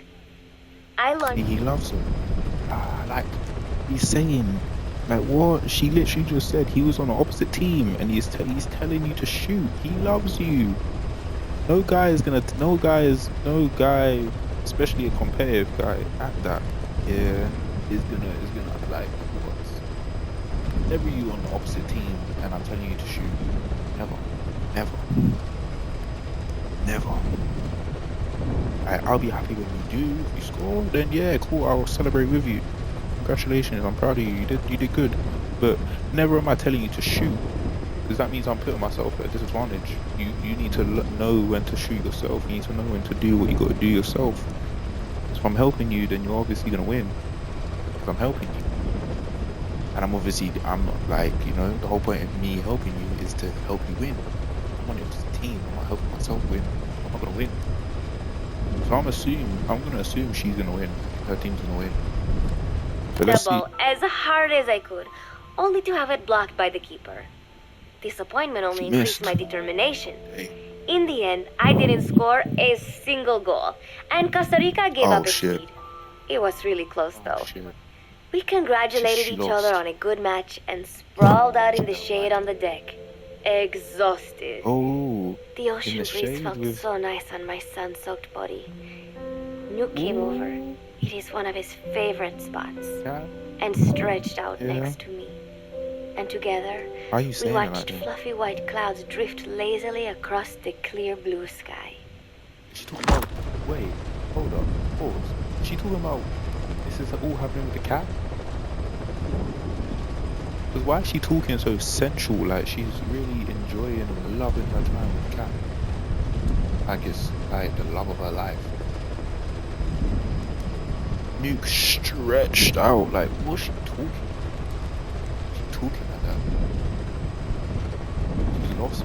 I'm lost. Really lost. Don't talk like that. Like what are you doing? What the like what? Anyways. It was lovely out today, so I decided to sun myself in a lounge chair up on the deck when Strangelove came up to me. Despite the heat, she was in her usual long sleeves and pants. I waved at her. She looked away and mumbled, "Hello there. Fancy meeting you here." I asked if she looked away. Chair up on the deck. When Strangelove in a lounge chair up on the deck. When Strangelove came up to me. Despite the heat, she was in her usual long... The doctor that loved the same boss that ended. Same person that trained me, built me up. Same person that Strangelove loves as well. My only love is Strangelove. It's a weird love. You're really just trying to like replicate the person. You're not really trying to replicate either what they stood for or their ideas, which isn't. Sleeves and pants. I waved at her. She looked away and mumbled, "Hello there. Fancy meeting you here." I asked if she needed anything, feeling her eyes creeping up and down my body like she was savoring it. Finally, she swallowed and said, "You have such beautiful skin." Bewildered, I shook my head and said, "No, not at all. I had heard rumors that she was a lesbian, but she couldn't be after me, could she?" She continued to stare and said, "No, it is beautiful, but you must not let yourself get so tanned." And then she took my hand in hers. "What is wrong with a little sun?" I asked, trying to cut the conversation short. But she shook her head violently. "No, you mustn't. A young lady should take better care of her skin." She was acting strangely now, as if aroused. That's what, Strangelove. On my life, that's what I'm saying. All this getting out in the sun, and fake tan, all that, yeah, fake tan is in sunbeds. Who knows? Yeah, it's fake tan to me. All that, it's like, you know, take better care of your skin. Come on, man. Take care of yourself. Otherwise your skin might be Might peel off. She lectured me on the perils of tanning, how it ages skin, causing wrinkles and spots, and in the worst cases, even skin cancer. I knew already that tanning could cause spots, but I thought only pale-skinned Anglo-Saxons. I feel like you could tell, like, in a couple years' time, maybe less than a couple years, you'll be really able to tell who's been playing or who's been tanning too much, over excessive, fake tan, like tan beds and shit. You'll be able to tell how over wrinkle way too soon. We all know. Spots, and in the worst cases, even skin cancer. I knew already that tanning could cause spots, but I thought only pale-skinned Anglo-Saxons had to deal with that. Having a scientist tell me it causes aging, though, that spooked me a little. Scientist. If I am to keep playing the teenager, I will have to start paying more attention to my skin. Wait, is she not a teenager? So she's not a teenager. She just said if I have to keep playing a teenager. So is she not a teenager then? So confused. Sensing my anxiety, she took a small tube from her pocket. She said it was the sunscreen she always used. She told me to keep it. I didn't know what to say. I was more than happy to take it, but exactly what were her intentions? Was she merely being nice? It was some potion. Or is she really into me? Either way, there was no reason to refuse, I suppose. I have undergone training. An out-of-shape woman does not pose any real threat to me. Having power means not being afraid. It is the same on a global scale. A country with me can dictate terms to a country without them. I thanked her and took the tube. Then she offered to put some on for me. She squirted some lotion onto her fingers and began rolling it into my chest. It happened so suddenly, and I was so taken aback that I did not even think to protest. She caressed my stomach with her long white fingers, then slid them upwards between my bikini-clad breasts. What? No, why? Like what? No. What is wrong? What is wrong with Paz? Paz. No. What is wrong with her? What is wrong with her? Why is she talking so sensually? Like all she's doing is getting sunscreen on her skin. By someone that she just said she doesn't have any interest towards. If she calls her a threat, she broke her up real quick. She just said that. So why is she now talking like, oh yeah, my breast, her long fingers? Actually, no, I don't think she said long. I did not even think to protest. She caressed my stomach with her long white fingers. She did say long. Then slid them upwards between my bikini-clad breasts. The way she's describing it is like, what? Wait, I sputtered as her moist eyes met mine. Her moist eyes? What the fuck? Are you taking a piss? Who said moist eyes? No, man. I've never heard someone say that someone's moist eyes met mine. That is such like... so graphic. Like, ugh. Like, then slid. Like, if you're thinking about the right person, it probably might sound sexy. But saying someone's moist eyes met. I'm just imagining looking at eyes just wet shit. So either just inside the egg. Or they got something generally wrong with them. The eyes are wet. It looks like a wet towel. Like, why your eyes look like a wet towel for? Upwards between my bikini-clad breasts. Damn. She needs to chill with her. Wait, I sputtered as her moist eyes met mine. She was beautiful. Somehow, I found myself captivated by this woman more than 10 years my elder. Hold still. More than 10 years? She whispered in my ear. I nodded silently, unable to refuse. My body went limp, motionless, as if in a trance. I need to know what happens next. Carefully, she rubbed the lotion all over my entire body. I shouldn't have enjoyed it. And yet, but you did. I could not help myself. For a moment, I was spellbound. You know what it was? I told you, she put something in that cream. I had better watch she myself. Put something in that cream. Protecting one's health is an important part of it. That is crazy. So she really... What's the doctor's name again? What's the doctor's name? Strange Love. She really is strange. Love. Like, everyone she's in love with, or that loves her, is strange as shit. She's in love with someone that she just wants to make into an AI. She loves... I mean, I don't know.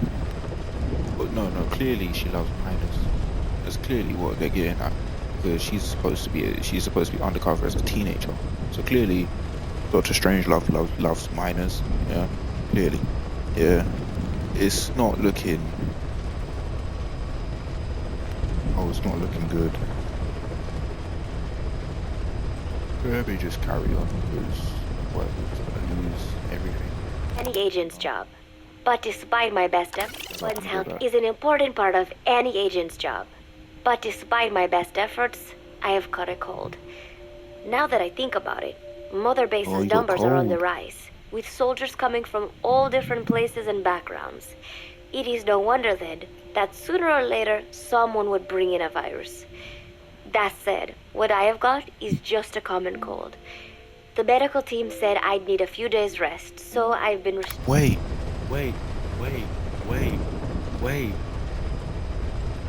Strangelove just rubbed lotion, sun cream on her skin. Yeah, had essentially. She clearly was rubbing it in deep. Yeah, trying to make sure it melts into her skin. I was joking when I was saying it's some type of spells, potions, science experiment. Now, obviously, it's very cool and good coincidence that Mother Base is now getting more people from different places. But what if that is just a coincidence? And she's actually, Strangelove has actually just done something to this girl that, you know, is undercover as a minor, but I don't think she is a minor. The way she's talking, she doesn't sound like a minor. She doesn't sound like a teenager. I'm only saying minor because she said she was 10 plus years older. She said she was a teenager, or undercover as a teenager. She's 10 plus years older than her. You're definitely a minor. That she's a minor. Because 19 is the last bit of teenage. And I don't like, even at 19, you're still a teen. It's like, you're right there at 20. So you're pretty much at the young adult stage. So she can't be 19. It's got to be within 18. And obviously she said high school in it. So I'm going to say 18. And 14. No, 15. Between 15 and 17, I'm going to say. That's the age that she's supposed to be portraying. I don't know how old she actually is though. But Strangelove is a creep, not gonna lie. She, a scientist, creepy scientist bitch. She's a creep.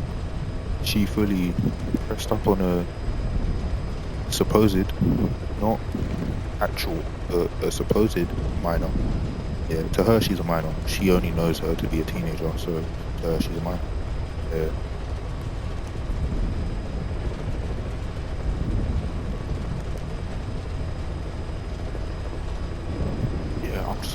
Because I'm not gonna lie, this whole shit is I have got is just a common cold. The medical team said I'd need a few days rest, so I've been restricted to my room and put on bed rest. The way it sounds is I thought I got used to not having anyone around to relate to, but at times like these, being alone is just miserable.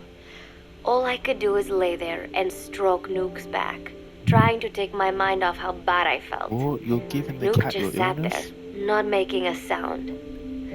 But I did have visitors. Amanda and Chico, Huey, Cecile, Miller, and a few of the soldiers I've become relatively close to. Amanda made me a soup with herbs. Chico, the first two she brought up. My sister, and then her brother. No, worded that all wrong. It was so weird, because technically the way I worded it means she would be dating her brother. No. Chico, the man that wants her, and then his sister. And then we got Cecile. I don't know who Cecile is. I guess she's just someone in the team. Miller is my boy, right hand man, you get me? Yeah. And then we got whoever else she mentioned. I've become relatively close to. Amanda made me a soup with herbs she said were good for a cold. Love Huey, man. Miller told me to take it easy. I will sing you a lullaby, he said. Then broke out a guitar and sang some incomprehensible song in Japanese. I did not need to understand the lyrics to know he is an awful singer. Then he said, "You know what is good for a cold? Suppositories. Here, I'll show you." He began to take off his pants, so I threw my tissue box at him to make him go away. Then... Wait. What's up with all these people? Are they all just nonsense? Like, what's going on? Are they all just... Are they all like kids? What's going on? Why is he taking his pants off? Miller. Right hand man, you're doing bad, man. Making us look shit. No decorum. Shit, man. What's going on? Just taking your pants off in front of alleged minors. Miller. You're old as shit, my boy. Yeah, you are old as shit. I know you're old as shit, because I'm pretty sure I'm like 40. Oh, get that. I'm like 70% sure you're older than me. 75% sure you're older than me. Yeah? That 15% is a very wide 15%, because obviously I could be wrong. But like, looking at you don't give me younger than me. Like, older shit. Yeah, so when we taking your pants off in front, I know it's American, so I know by pants I don't mean it's like, you give me jeans or whatever. I don't. It's weird. It's still weird. You're doing bad, man. You're just doing bad. Strangelove showed up, saying Then Strangelove showed up, saying she had some miracle Indian cure. It has got eucalyptus extract, she said. It works best if you rub it into your chest. Yo, she wants to feel her breasts more, man. Strangelove is really... I feel like Strangelove... Something's going on. Something is going on. And it's really bugging me out. I'm like getting mad concerned for my team. I'm like, what the shit is going on? I'm changed. I thought I was fighting the criminals. It sounds like I'm one of them. Oh, I really hope the boss, I really hope I'm not part of any of this. I'd be so pissed off if I am. If they turn around and say, yeah, the boss hit me, I'm gonna lose my beat the game. But Miller, that's my right hand man. Strangelove, that's a doctor I saved, or a scientist I saved, should I say. Like, what's going on? The scientist, cool, whatever, yeah. I kind of expected that. They're not part of my team for real. Yeah, I kind of just rescued them after they did bad. Yeah. Miller. Fuck, man. Yeah. And then she tried to take off my nightshirt. I whacked her with my pillow, I told you. and I got rid of her. She wants you, man. Chico brought me a little flower in a cup. On you. That's all she's doing. It had been growing in a little bit of earth that probably found its way on board, stuck to something else. I found this on the deck. Here, you can have it. He tried to act nonchalant, but I am pretty sure he's got a crush on me. None of them understand. That's my boy, man. If they thought these little visits would cheer me up, they were wrong. Tonight, Snake himself came to my room. Like the rest, he believes I am just a schoolgirl and treats me as such. Why did you abandon your country? Don't think... Listen. I'm the real Snake. Don't think that you could trick me by being a snake. I'm gonna eat you. I'm going to eat you. Not literally, because, give me. Or allegedly, come on. You're gonna die. Don't think that I'm fooled by your stupidness. I hear everything. You think we don't have audio recorders in your room? You think we ain't got cameras everywhere? I see and hear everything. Your diary entries. I asked him, why create the MSF? Wait. Why did you abandon your country? I asked him. Why create the MSF? Of course, I knew the answers already, but I wanted to hear it from him. As I had imagined, he was not exactly forthcoming. All he would say is that his country abandoned him because all he could do was fight. And that is why he needed the MSF, because that is all he is any good for. Then he said, fighting is the only thing I understand. Snake. I'm not gonna lie, Snake.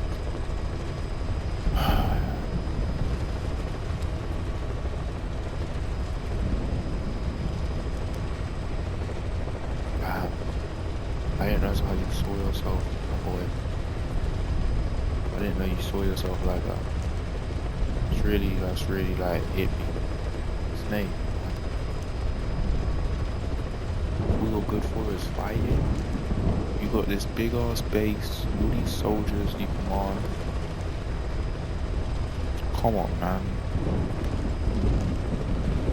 I'm so glad the next game that like gives him more of a family, like his dog, all of that, like damn. You could tell in the first few games he had no one, and anyone he did have either died or he betrayed him in some type of way, or they was never really dead. I'm gonna go back to it.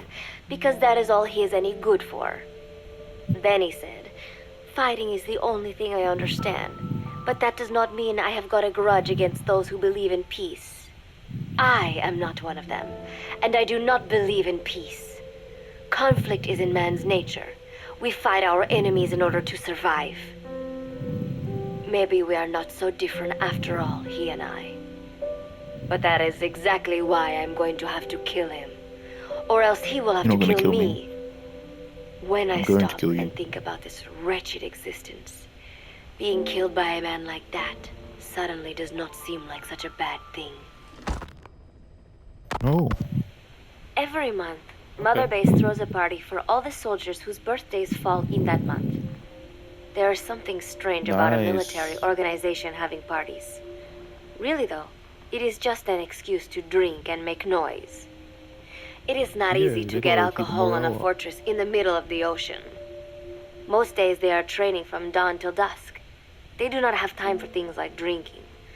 That is why Snake and Miller came up with the idea to give everyone a chance to let loose. Obviously, a bunch of bores like that are not going to bother with blowing out candles on a cake.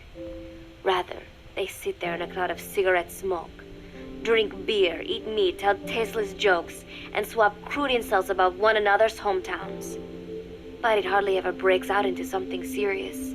They talk up a storm, but they're just having fun. It is funny. You have got members of FSLN rubbing shoulders with the UCLAs, people who once would have considered the other mortal enemies. I wonder if that is what makes Big Boss so popular. In leaving their countries behind, they leave their hatred for other countries too. Miller seemed a little protective of me. Hope they're not being too crude, he said. But soon enough, he too was drunk. He yelled, Come here and take a look at the real Kazuhira Miller. Then dropped his pants and mooned everybody. The other soldiers burst out laughing. I have never seen such a crude, ridiculous party before. Hold on. Miller's out here showing batty to everyone. All the man them. Just seeing his ass on live. Alright then. That's what my second in command's on when he's drunk. Alright, I see. He needs to not drink again. That's all I know. I ain't trying to see his cheeks. Yeah, I got one eye. That's probably why I got one eye.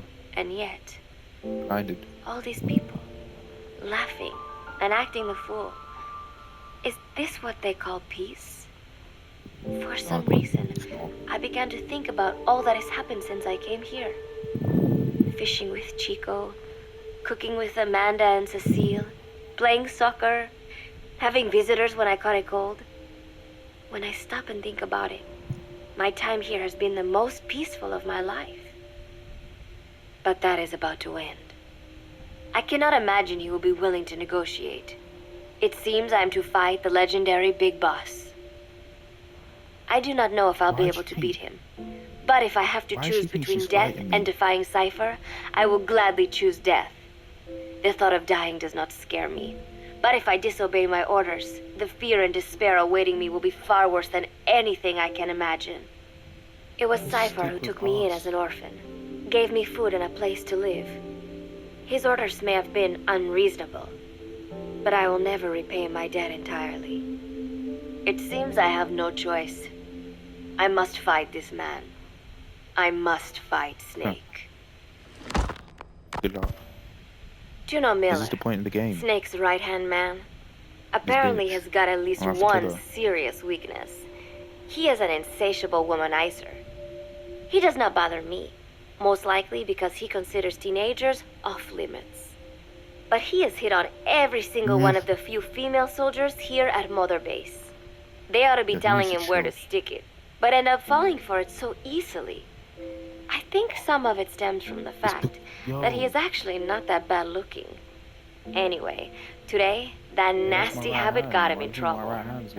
He and Snake got into one of their rare fights, and I was there to see it. They burst out of the showers, completely naked, trading punches. Huh? Wait, what? He and Snake got into one of their rare fights, and I was there to see it. They burst out of the showers, completely naked, trading punches. I am no child. The sight of a naked man does not make me blush, but this was something else. Maybe this'll teach you, Snake yelled as he slammed his fists into Miller's chest. I heard later that apparently he'd been two-timing someone, and that same someone had gone to Snake with her troubles. As I see it, it is her own fault for letting herself be deceived like that. If she's too dumb to see through Miller's lies, then she got what she deserved.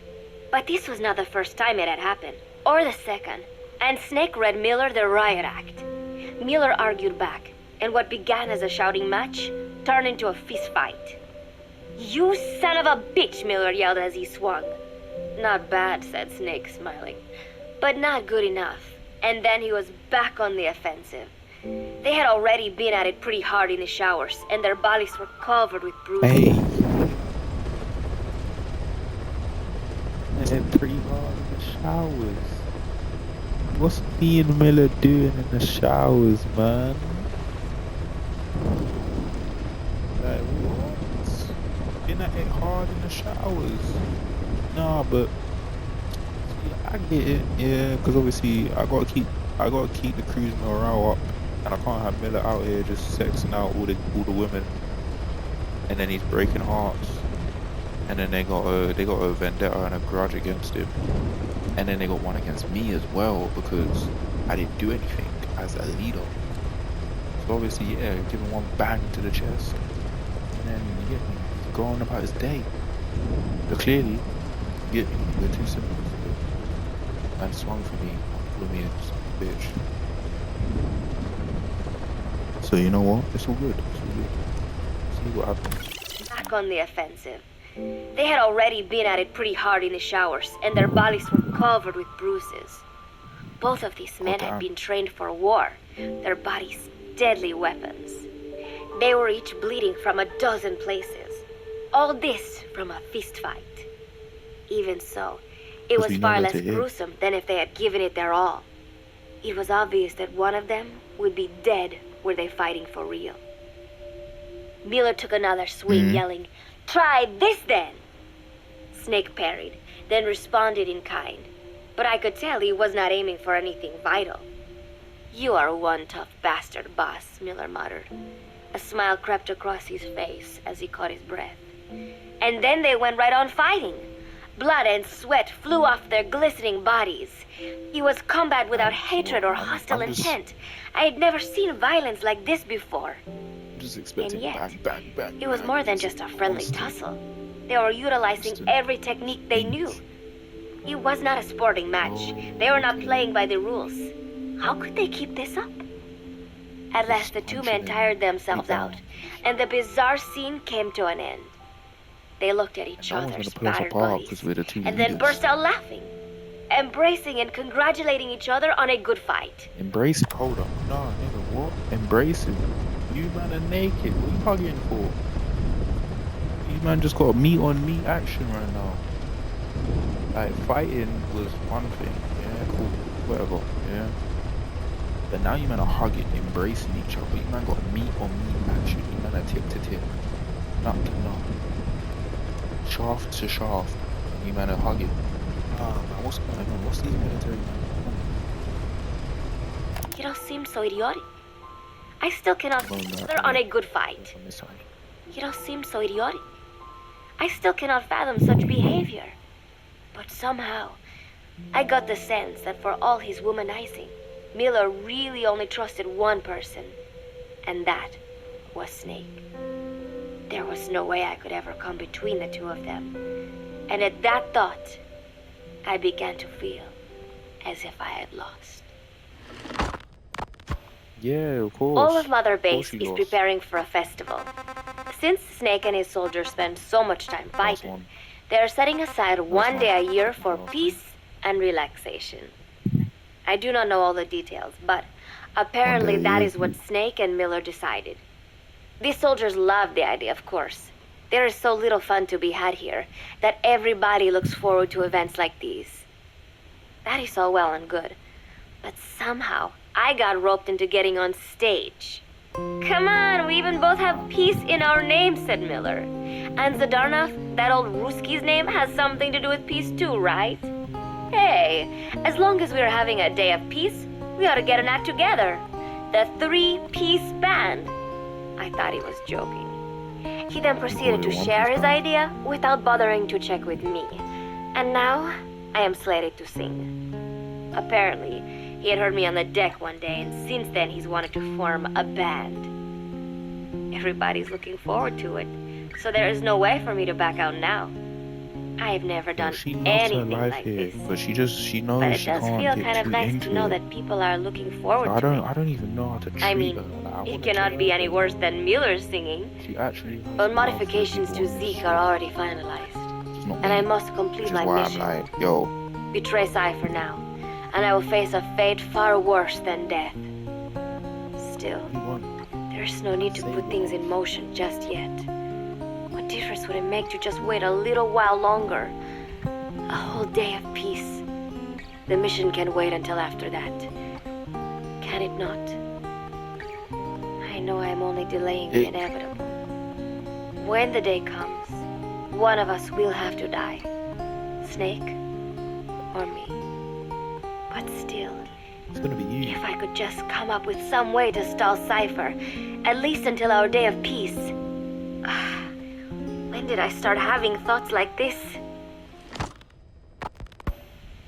My cover is blown. They know nothing of Cypher or my true objective, but they know I am a spy. There is no more time left. I must act now. I must complete my mission. How did it come to this? All I wanted was 3 more days.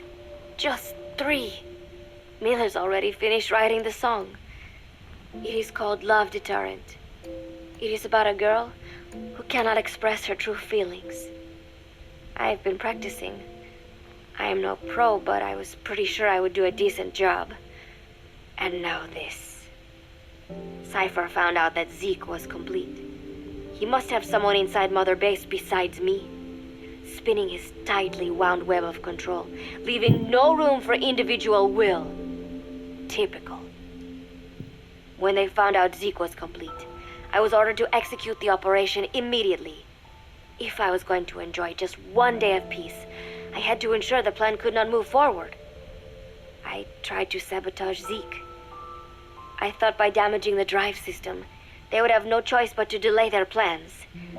I waited until midnight, and then snuck into the hangar. There would be trouble if it looked like sabotage. I selected one of the drive system's load-bearing parts and carefully worked to warp its shape. The leg's drive system requires a high degree of precision to operate. Even the smallest deviation would have done it. Then, Chico walked in. Maybe it was one of those nights where he could not sleep. Oh, in any no. case, he saw me, Chico. panicked, and took off running. It would have been easy to kill him, but I could not. I know he likes me.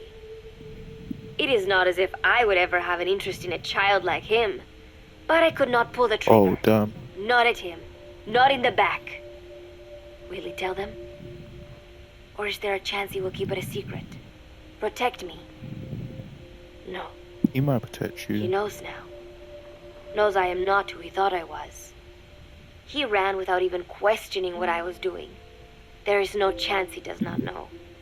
And soon, all I have built here will end. And if Cypher has another agent among them, if he finds out I tried to sabotage Zeke, this place will no longer be my heaven. Then it is settled. I make my move now. Chico walked in before my sabotage was complete, so Zeke should still be operational. It might not run at full speed or power, but I do not have time to fix that. Without Zeke, I do not have a chance in hell of winning.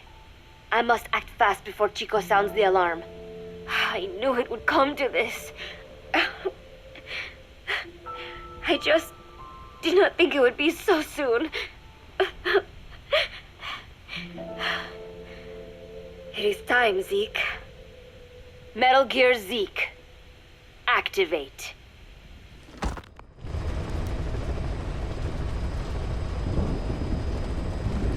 And that is a full diary list. That was...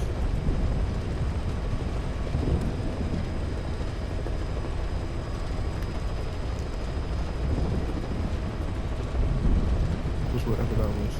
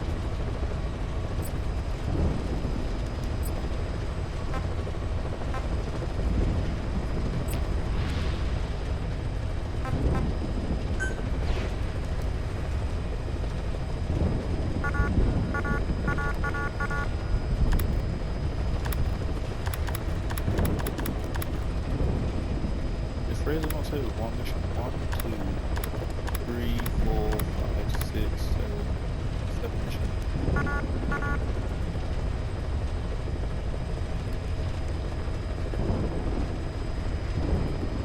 Okay, cool. So this is me saving Chico and Faust.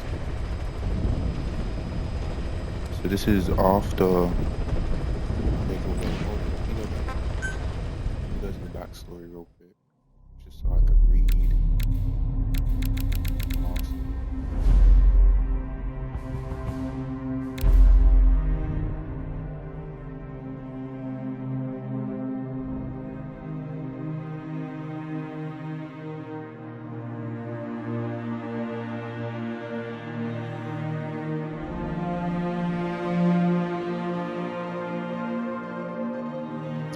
Wait, no, it's this one.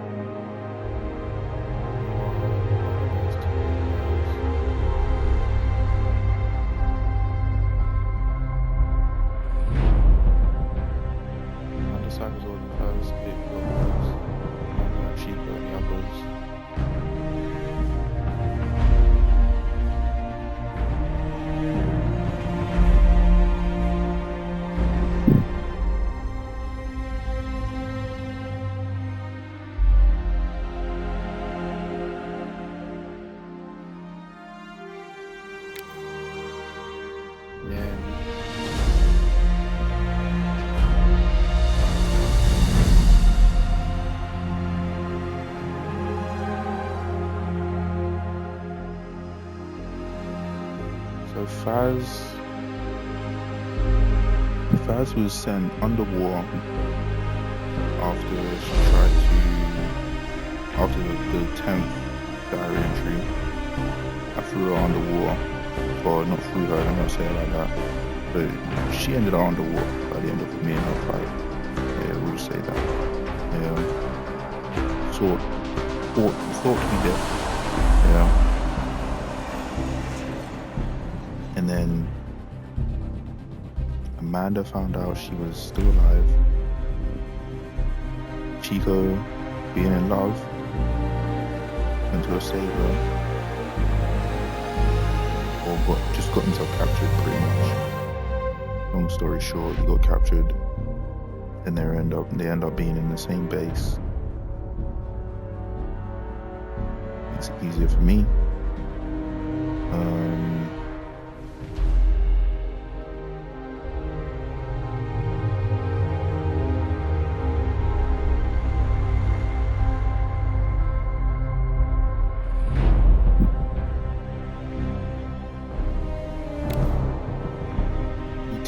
Captured. But yes, we need to save them too because they know too much information. She knows a decent amount, and he definitely knows more. Fraser literally said it was one mission. What? Fraser never played it. How did he say it's one mission? I'm over expecting to see the mission. I was going to play on a hard difficulty, or think about playing on a hard difficulty.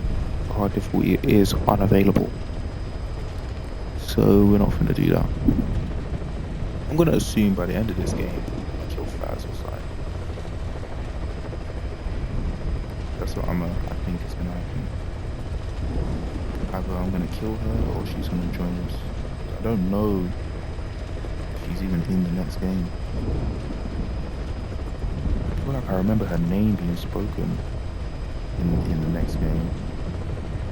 Like someone definitely says her name. I don't know if she's ever actually seen. I don't remember if I see her. So we're gonna load it. Hope that it doesn't just start a mission straight away. I don't want it to start the mission straight away. I want to be able to build my zoo. In an era where the world is still divided east and west, the boss, the mother of special forces in World War II, defeat the Soviet Union.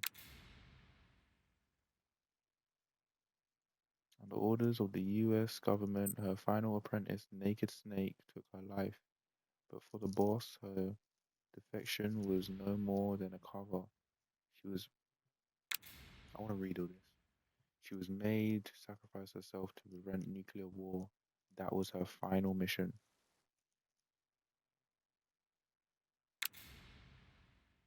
The boss used Snake to ensure that the philosopher's legacy, the vast military fund under Soviet army control, would reach America. For these outstanding accomplishments, Snake was awarded the title Big Boss. After turning his back on America, Snake began recruiting soldiers with the help of Kazuhiro Miller, a man who he met in a war zone. It's going way too quick.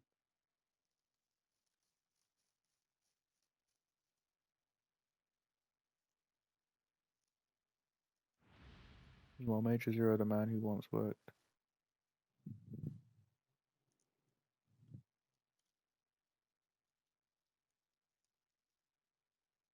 Okay, no, I do need to read this because this is giving a little bit more backstory of certain shit.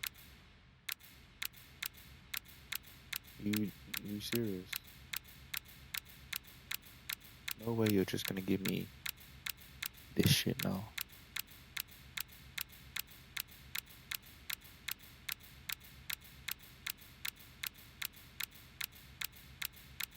Bro.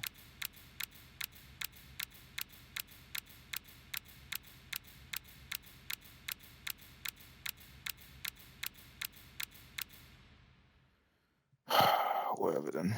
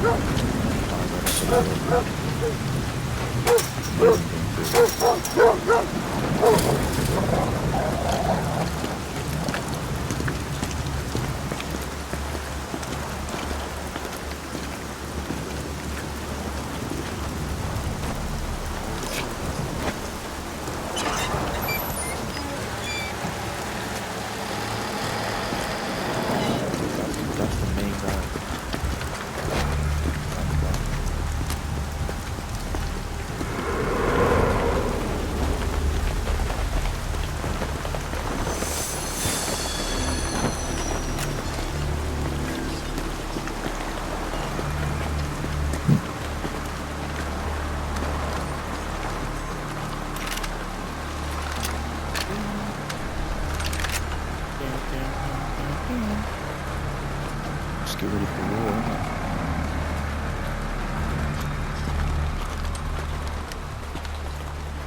She told us everything.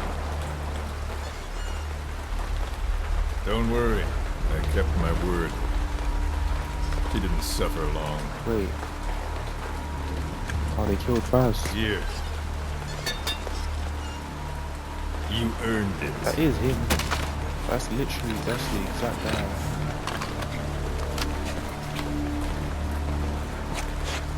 Oh, he's literally a youth. Kidnapped one of my youths. How's it feel to play the traitor? No more war games. Alright, cool. I want to see something.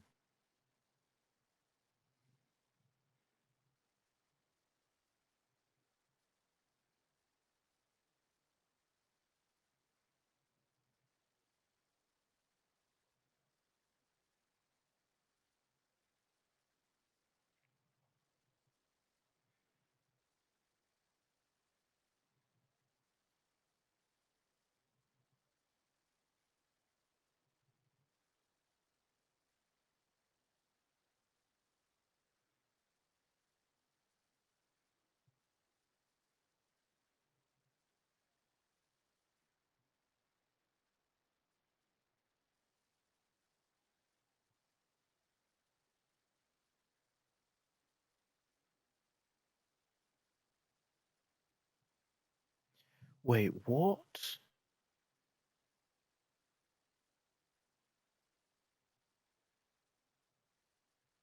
Snake Eaters first, Portable Ops, then Peace Walker, then Ground Zeroes, then the Phantom Pain, then Metal Gear 2. Or Metal Gear and then Metal Gear 2.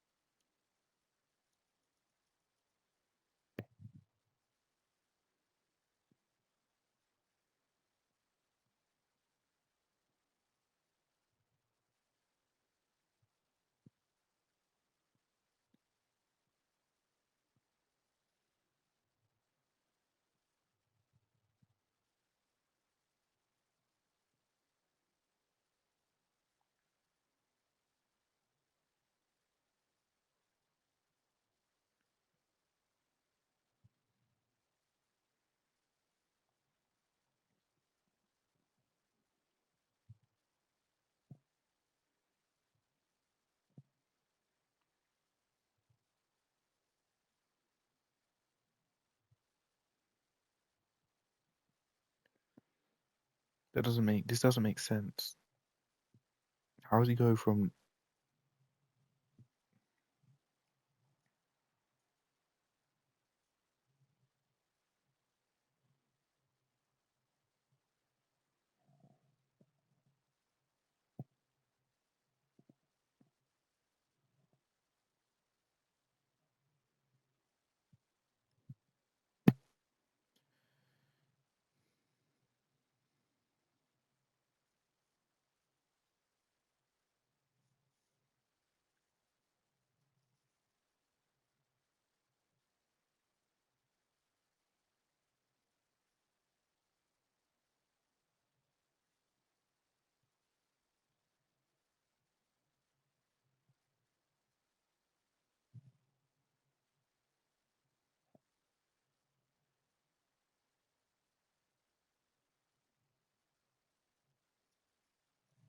Mm-hmm.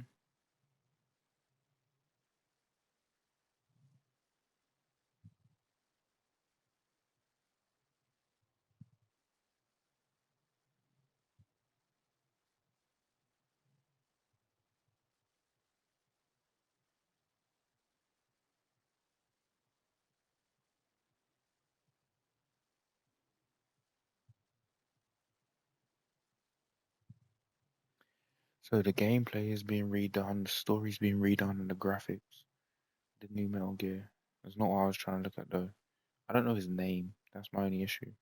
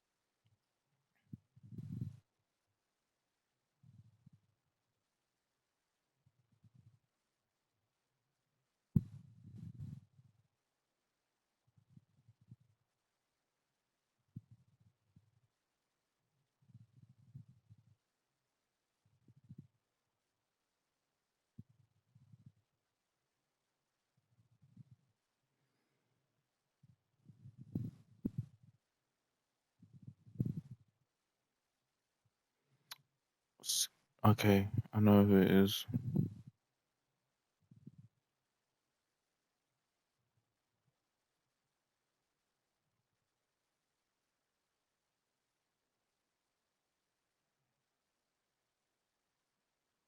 Oh, it's not Fox.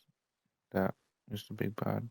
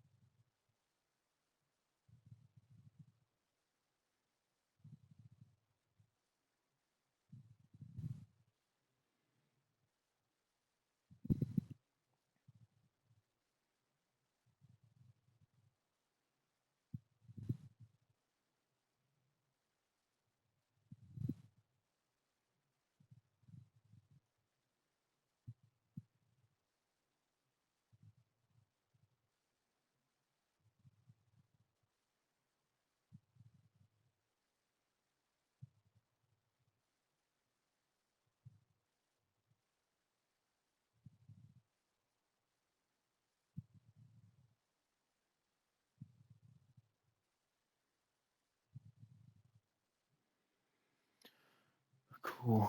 Alright, let's... You're a real man now, soldier.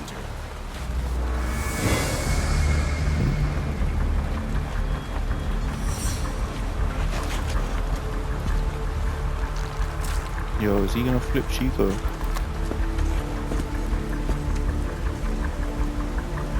Give my regards to your boss when you get home.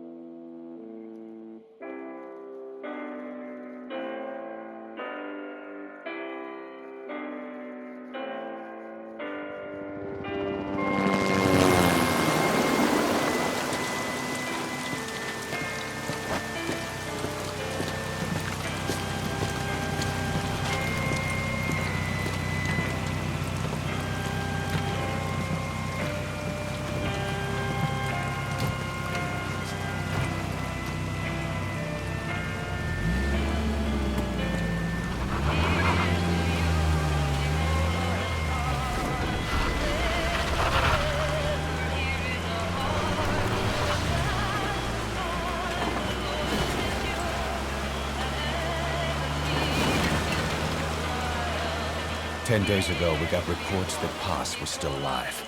She survived. She was rescued by a Belizean fisherman who found her drifting in the Caribbean. So what's the plan?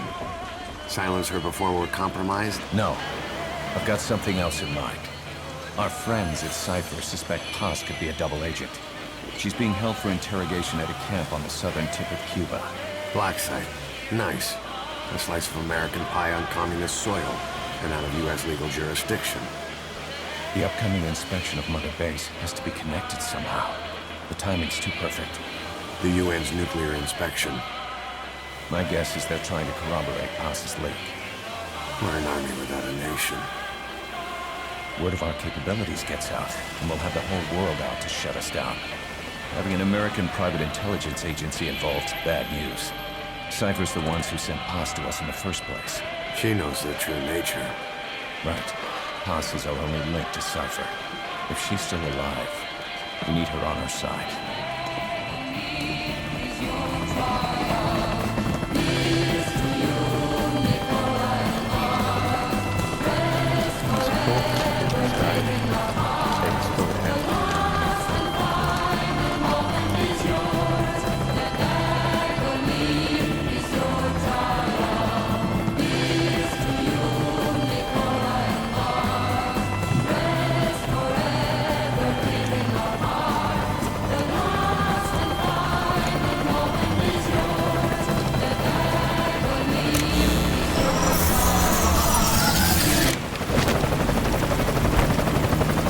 Trojan horse is in!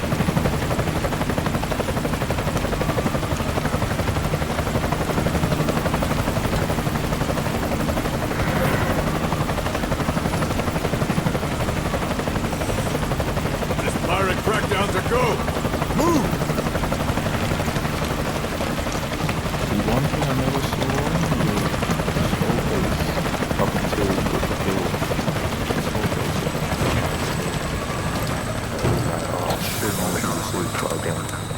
Roger that.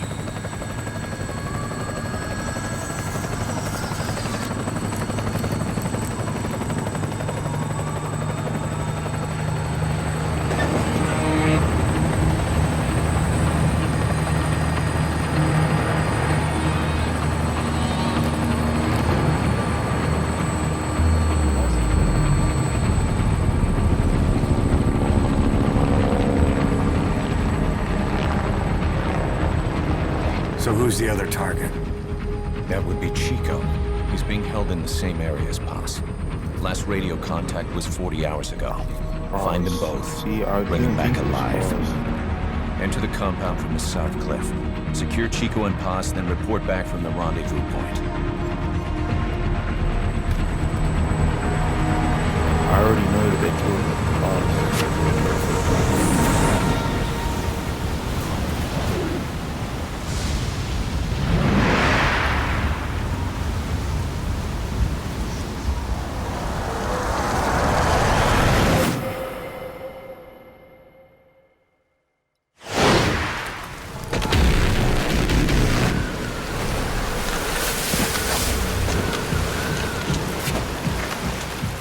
We'll send a chopper from across the Cuban border. You should be back at Mother Base in time for lunch. You'll probably just miss our guests. The only catch is you go in solo. The politically sensitive nature of the mission means backup is not an option. Fine. I like some alone time now and then.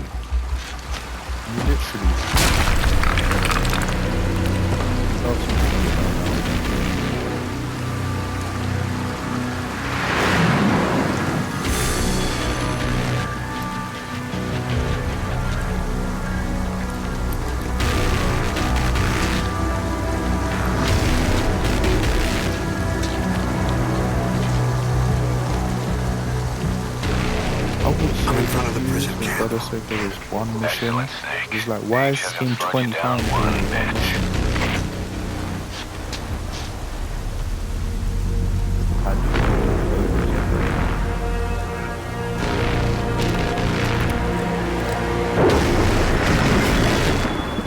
Kept you waiting, huh?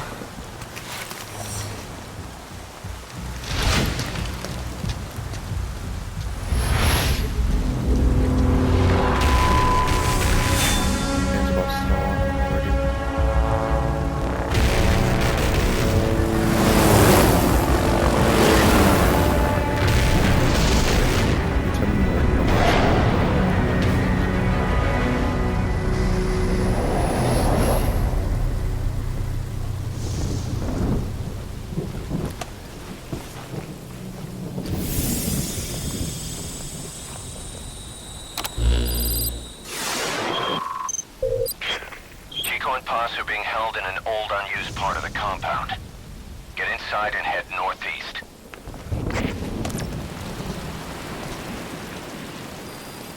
Mission info has been... This is an infiltration mission. You've got to stay out of sight. Before you go any further, use your binoculars to recon the area. What do you see? Press the call button to get more intel. It's a guard. Don't let him see you. Avoid combat whenever possible. Those are U.S. Marines on watch, not the type to go easy on intruders.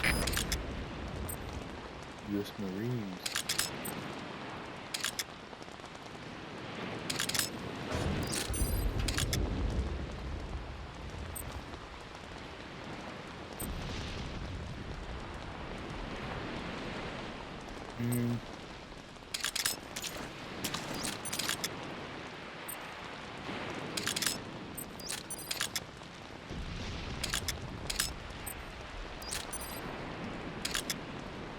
Vehicles.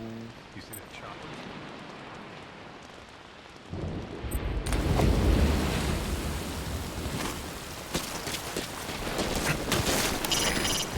Head for the old prison. You'll find the targets there. Keep low. You can check the controls on the pause screen.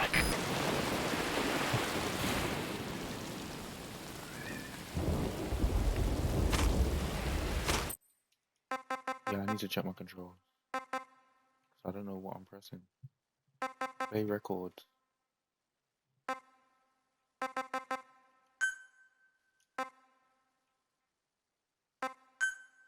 Control type. I need to know binoculars.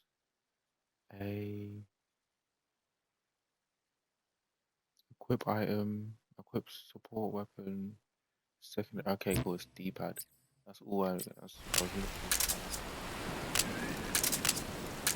I'll have to sneak this.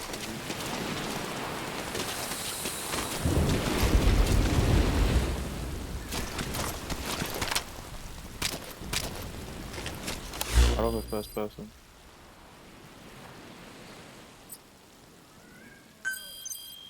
This is the transmit.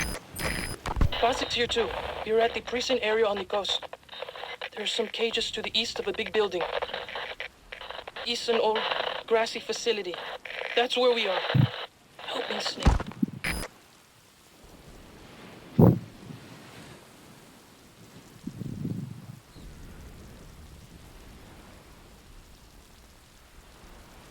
No, the Cayenne stream. No.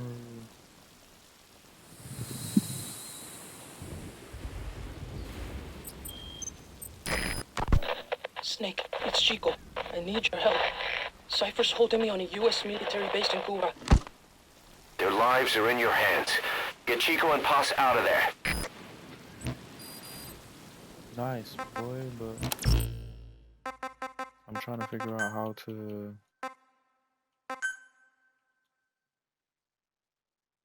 change stance, toggle aim mode. There we go.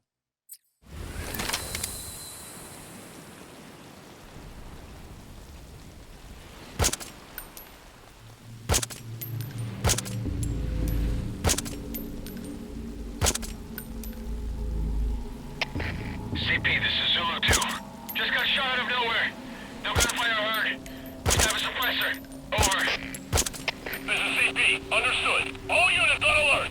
The enemy's hiding somewhere. Find them. Out.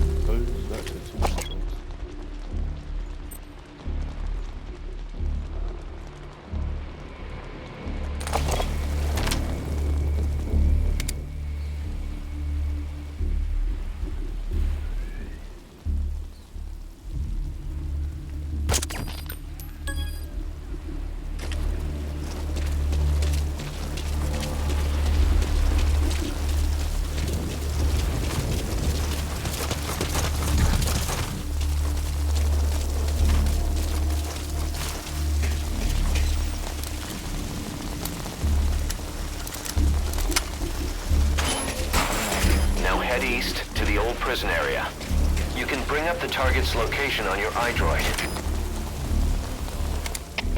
CP, this is Zulu 6. Still no sign of the enemy. Standing down. Enemy! Over. This is CP. Understood. Stand down. Stand down. Return to your post. Out.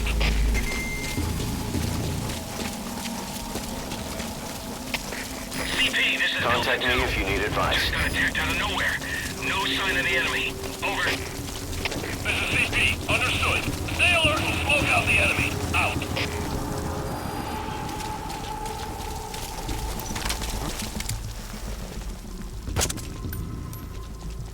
Why am I so shooting? CP. So your suppressor is worn out. That gun will be as loud as any other now. If you have to shoot, be careful. We have a situation. All units on alert.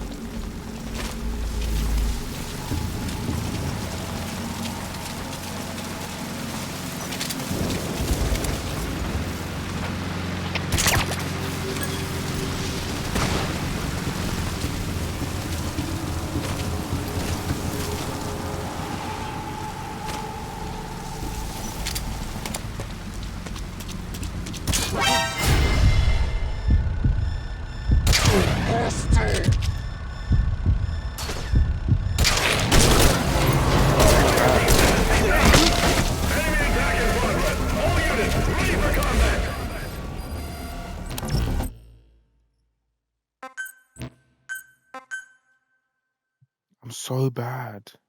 Why can't I hit my shots?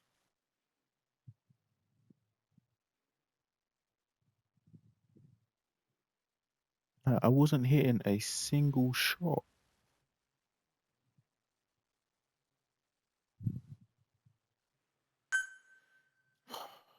Fuck, man.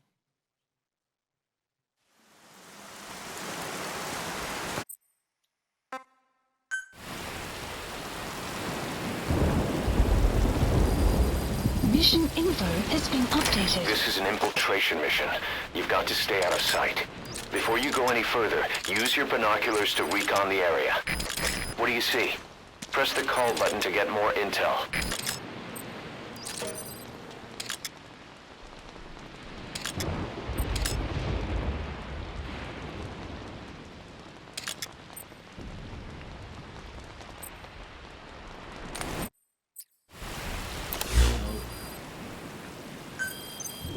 This is...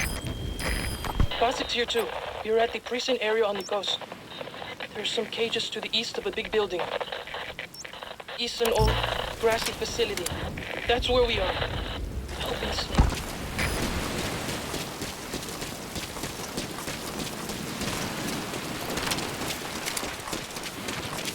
Keep low.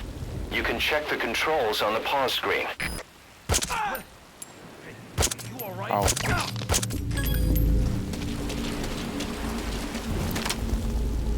How are you gonna tell me that wasn't a headshot? I'm putting auto. Where's he hiding? Auto needs to be on.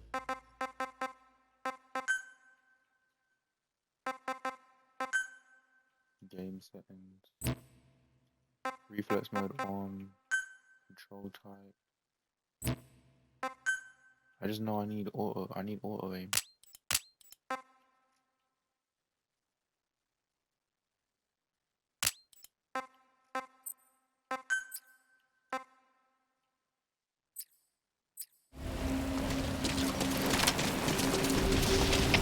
CP, this is Delta 2.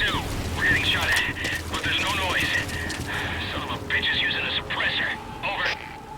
This is CP. Understood. All units on alert. The enemy's hiding somewhere. Find them. Out.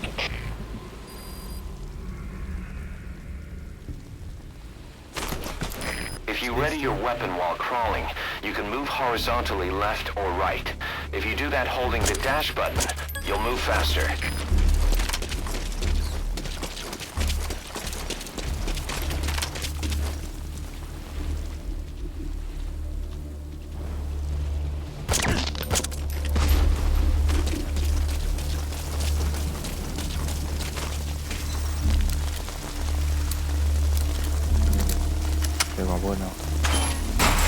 Now head east to the old prison area.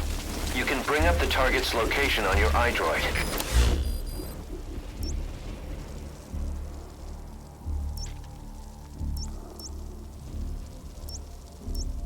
2 landing zones, anti-air. So I ain't ever gonna be able to get ahead of them now.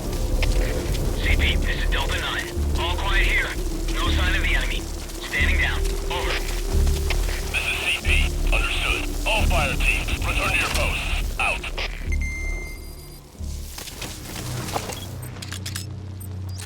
Take a good look at the enemy through your binoculars, and you can mark him. Marked enemies can be sensed when nearby, even if there's a wall between you and them. But it only works if you stop and take the time to focus your attention. This helps you maintain situational awareness. Try it. Contact me if you need advice. Head for the old prison. You'll find the targets there.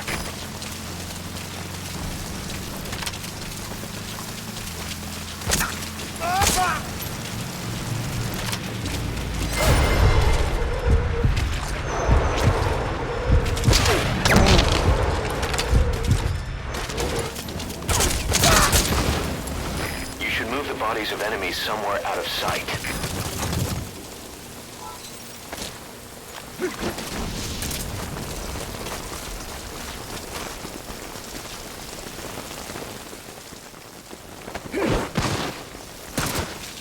Why are you throwing squatty like that?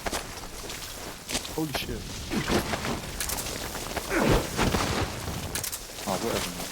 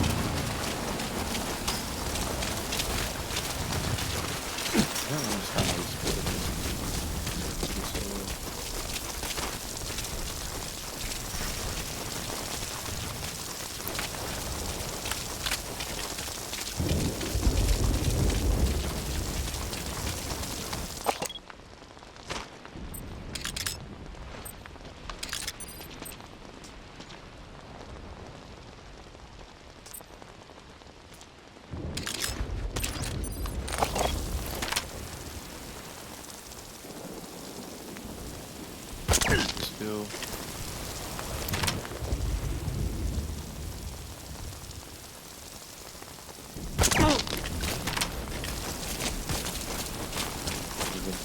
That's the old prison area. The targets are there.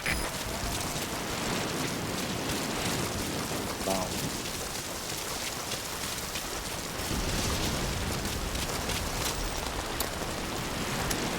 Maybe that even left side of it.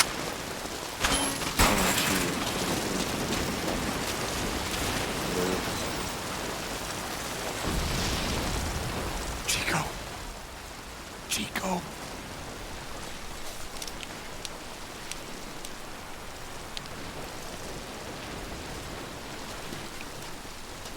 Yo, Chico is fully at you as well. I'm not gonna lie, it's crazy. Chico, it's me. No! No! Go away! Go away! No, man!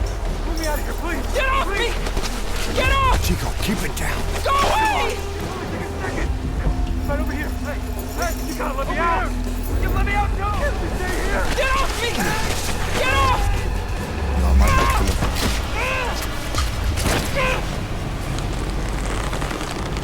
Chico, calm down.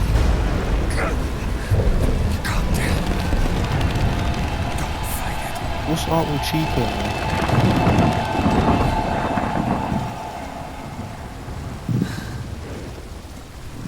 What did they do to him?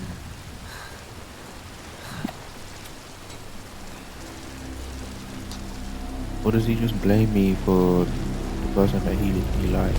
Yeah. Do they think I killed him? I got Chico. And Paz? Not here. Are you sure? Pretty sure. Is Chico able to walk?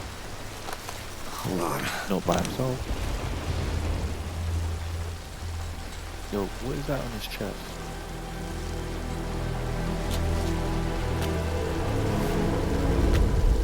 Not gonna happen. They... Holy... You'll have to carry him out then. Okay, boss, change your plans.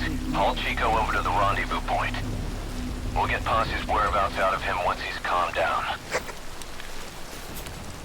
What did they do to his feet? Paz is dead, man. Mission info has been I've marked the updated. RV on your map. Okay, now carry Chico there. The map has been updated. Can I save these more? I wanna see. You go later. There's someone in there. What do you plan on doing? Another prisoner. Looks like he's alive. You gotta get me out of here. A POW. That's fine if he has some intel, I guess.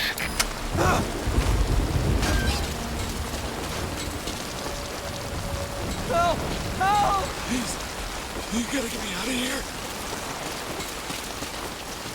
Come on, boy, I'm gonna Another save you. prisoner. Looks like he's alive.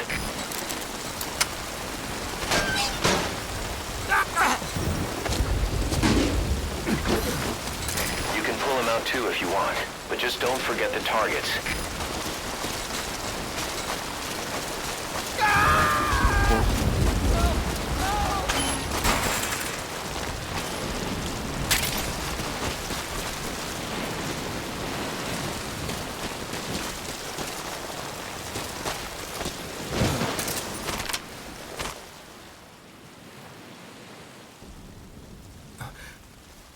They still... Why is there two of them?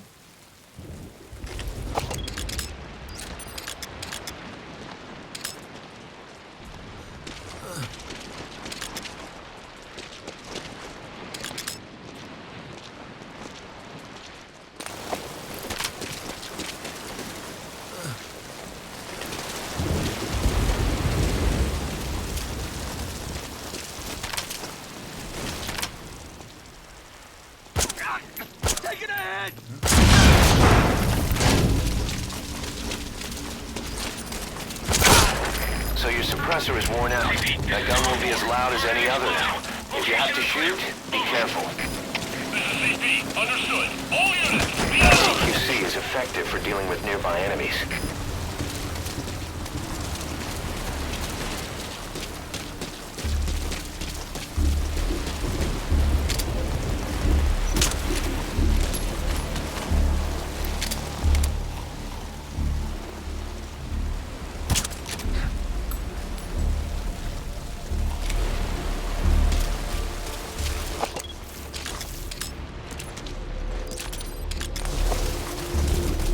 Not here. You should be downstairs.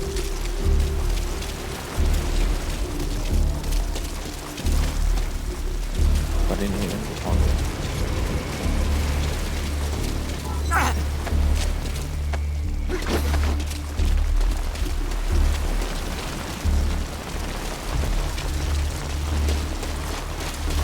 Yeah, I did.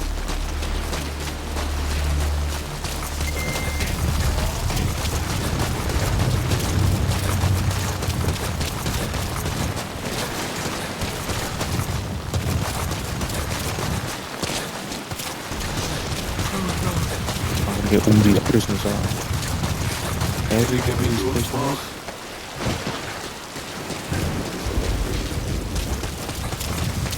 Say You'll have to carry Chico.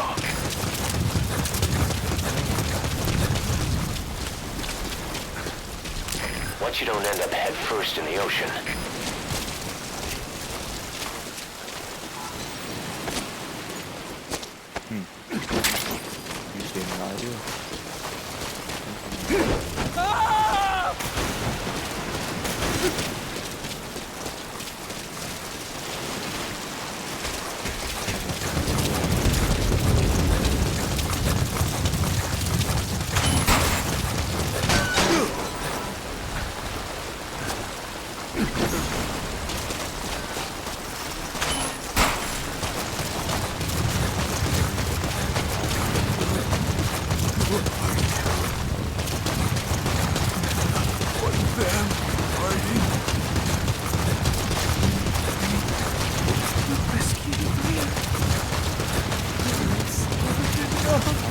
came to rescue Lionel, but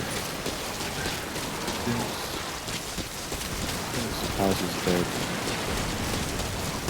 I have no reason to, like, you know,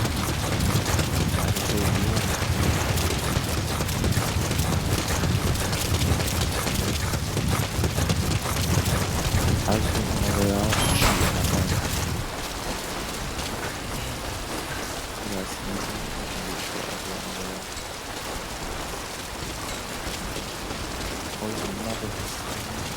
A POW. That's fine if he has some intel, I guess.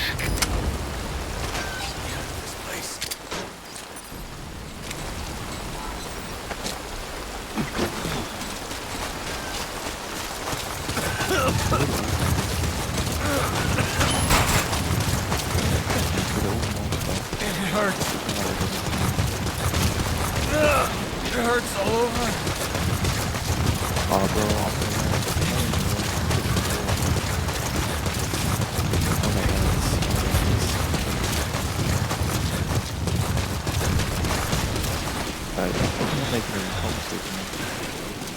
You might not see her face again, don't you?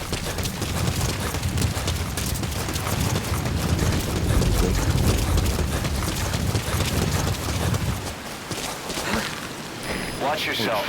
If you let go, it's a long way down. Just move carefully when you come back. Yo, Milo, I know.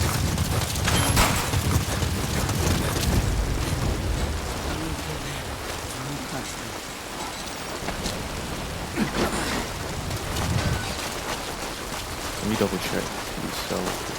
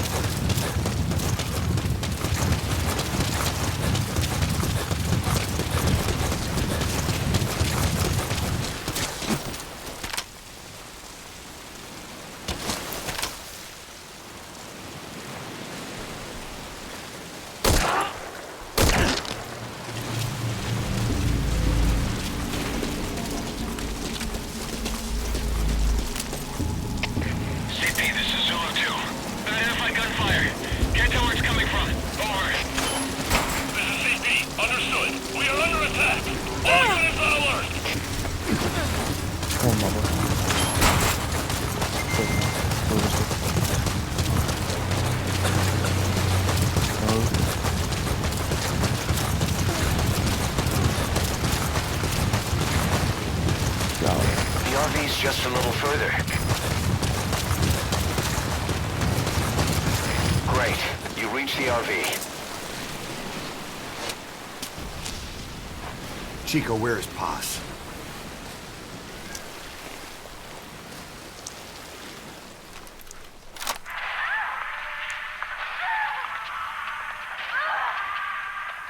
oh, She's dead. When was this recorded? today? She's dead.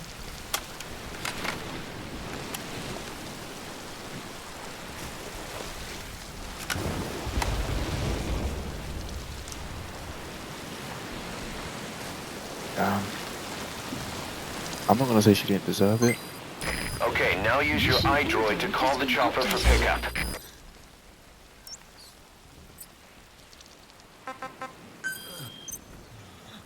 Let me play the cassette.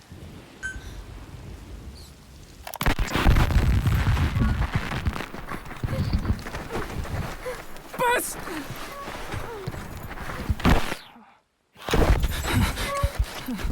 On your feet. Okay. Chico was taken out of his cage. Did he leave the tape recording while he was being moved? Paz might be up ahead.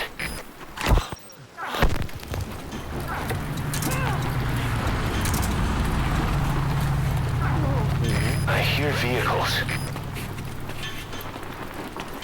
And a flag.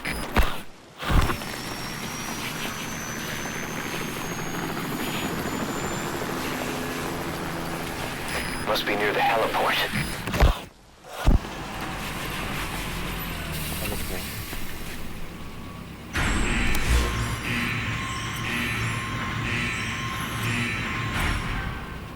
A gate.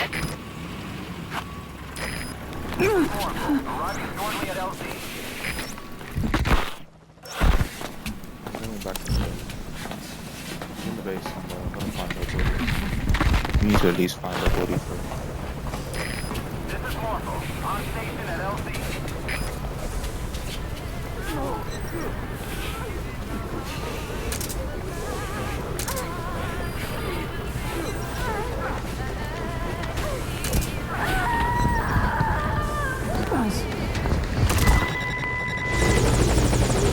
Chico left the tape on record while he was being moved.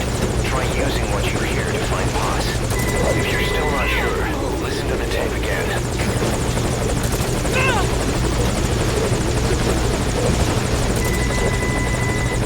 Okay, target is in.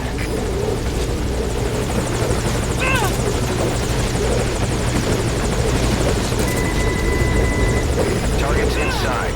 Is that it?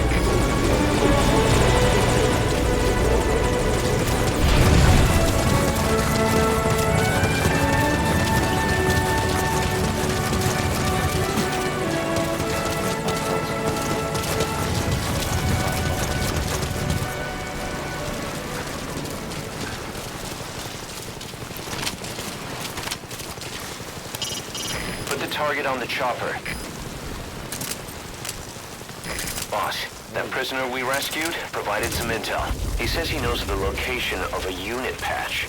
I don't know what he's talking about, but I've marked the location on your map anyway. The map has been updated. Well, nigga, if you don't know what he's talking about, why the shit you sending it to me? Marker placed.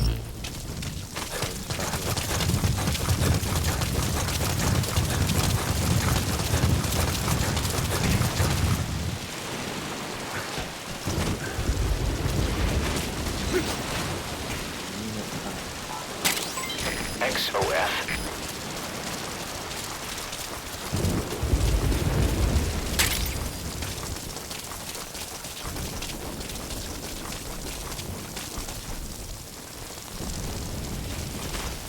That's a flag.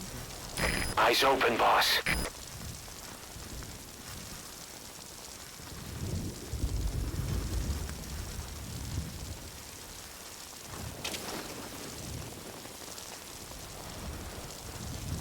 My nigga, where?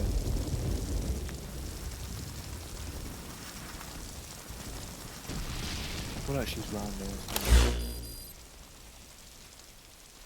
Like realistically, she's got to be near center base. It's long. Let me play the.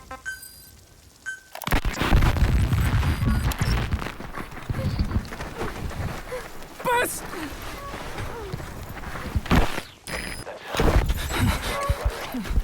On your feet. Okay.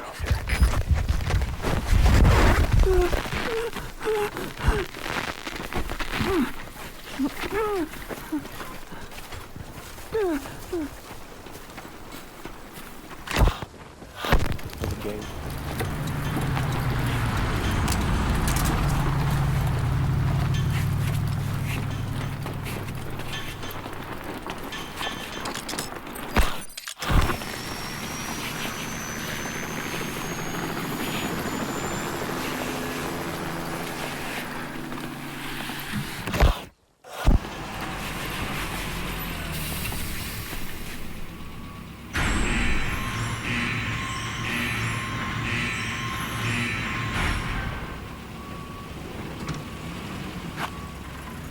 The helipad. That matches Chico's.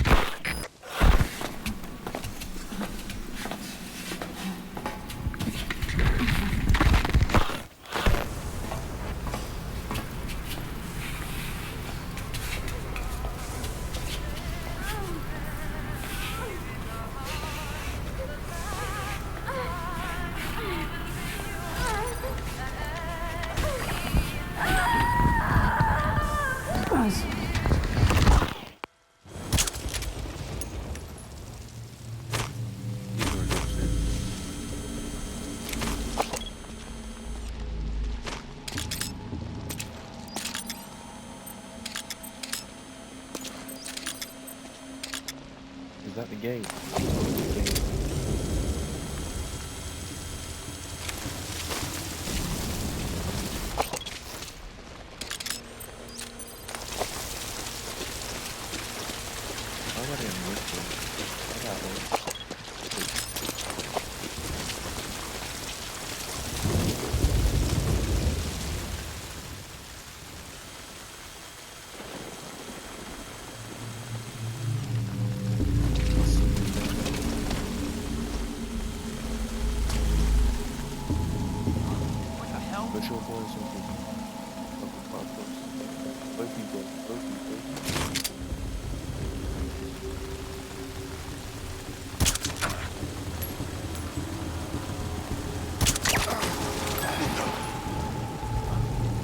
What's going on?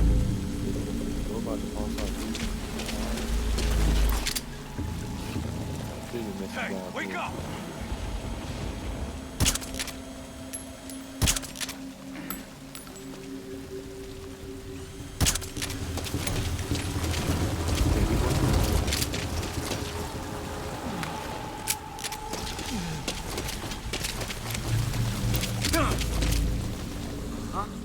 You okay? Rise and shine. Get the hell up!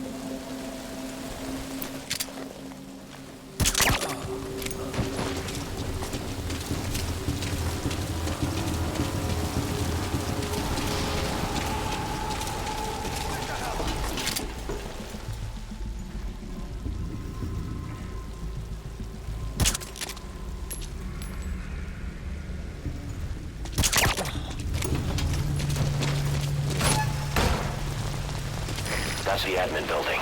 Watch your corners.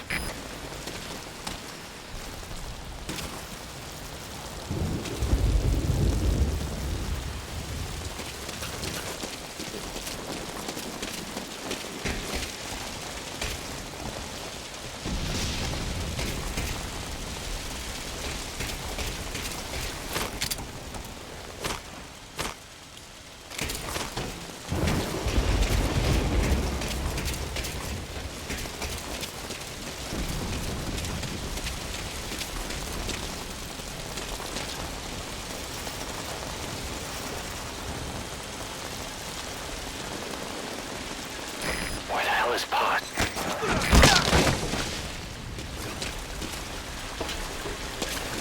The surveillance camera.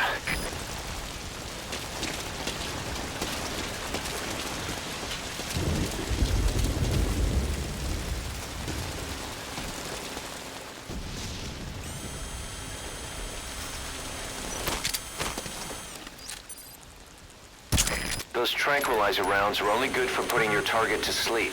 They won't help you break anything. How the shit am I supposed to break it?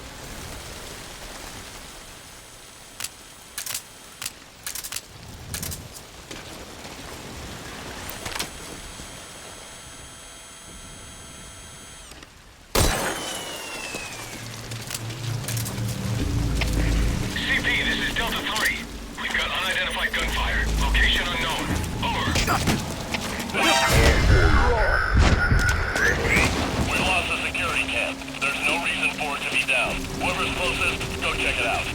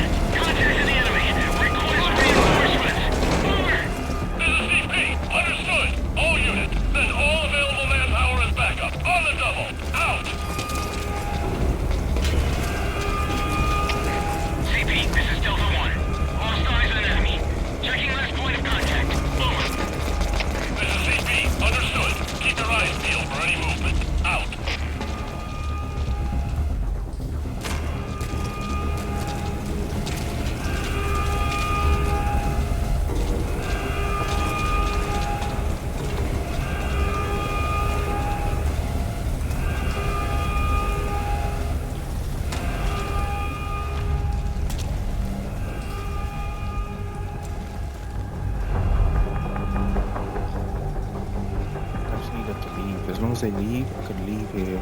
Fine. Leave it.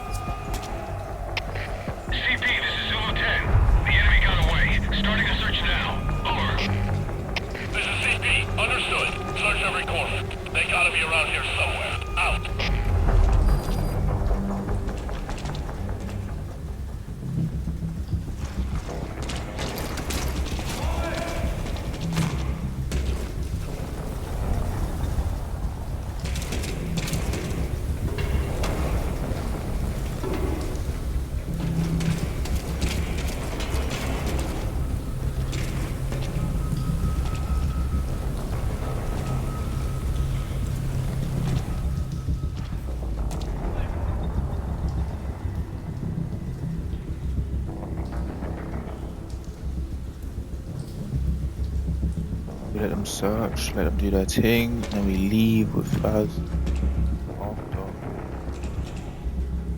I can't tell if she's dead or not though.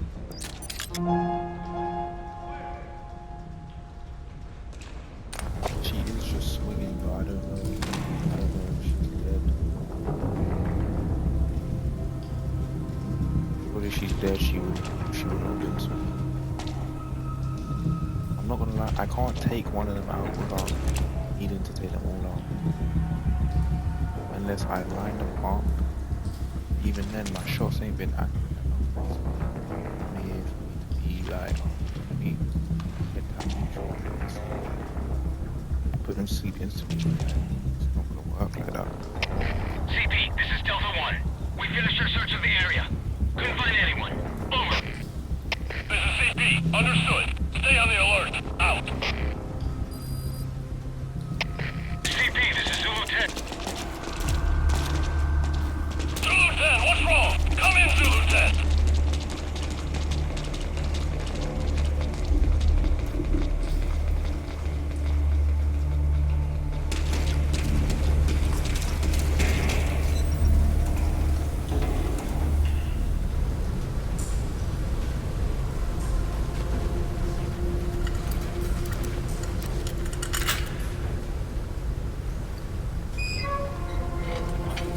See, I could not done this with them. Pass. Is she really dead? Pass. She's not dead. Wait. I can't tell. The music is like, yeah, she's dead. But her face. She's alive. She's alive. Possibly. No, she's dead. No, she's alive. Yeah, she's breathing and all sorts. Yeah, she's good. She's good. Mission My bad, my Get bad. Haas onto the My helicopter. bad. Please select a I landing kicked her on my zone. way around. My bad. Danger high in that landing zone. Danger moderate.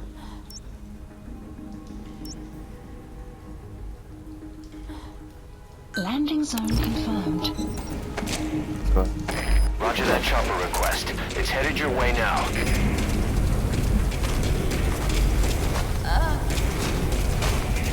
that's go get it out.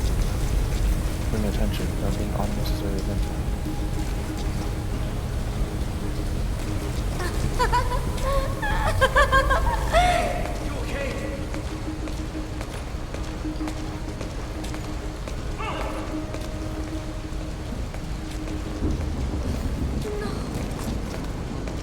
Shh.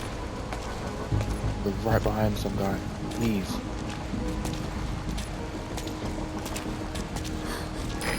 This is Morpho, arriving shortly at LZ. CP, this is Delta 6. We got a body here. Be on the lookout for intruders. Over. This is CP.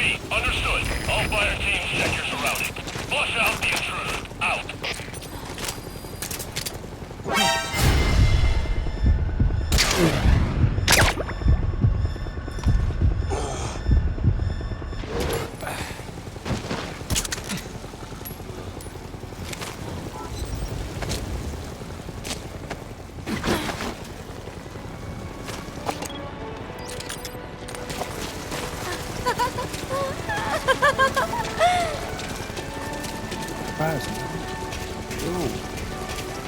Still bars.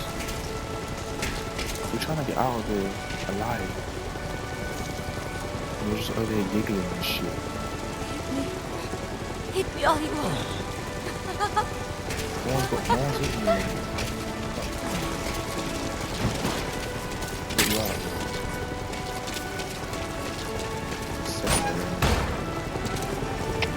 CP, this is Delta 1. The girl has disappeared. Looks like she's escaped. Over. This is CP. Understood. Commence the search ASAP. Do not let her get away. Out.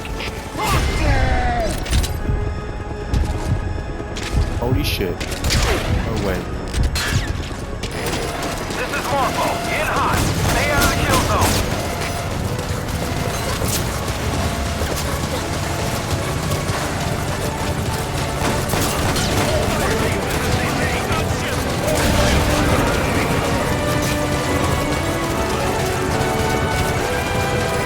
Prioritizing elimination of enemy threats.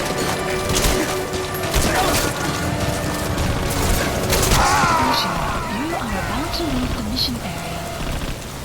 Oh. I'm trying to figure out what the shit to do. No. I don't want to hear that. It better continue me from being down there with her, because on my life.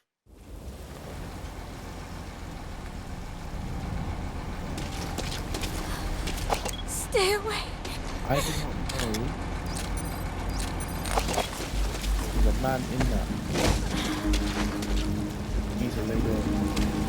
Not gonna lie. I can't even, like, what a shit do I get lost in?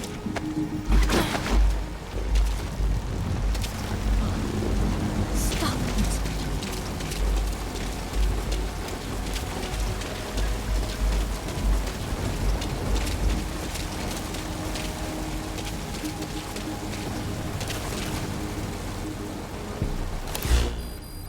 Please select a landing zone. Go fast, please.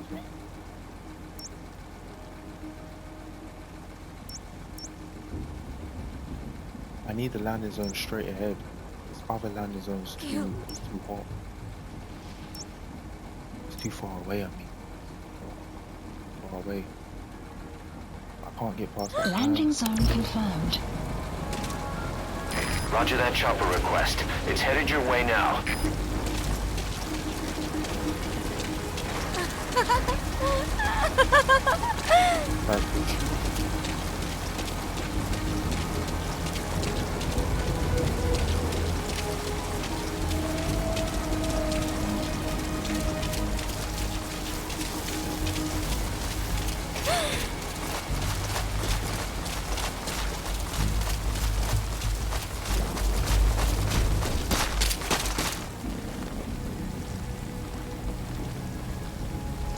Need a headshot, it has to be a headshot.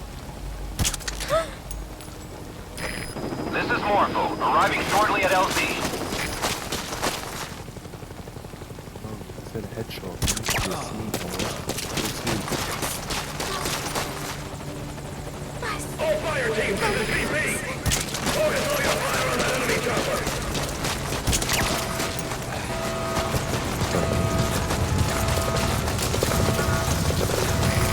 Morpho within hot! Find cover!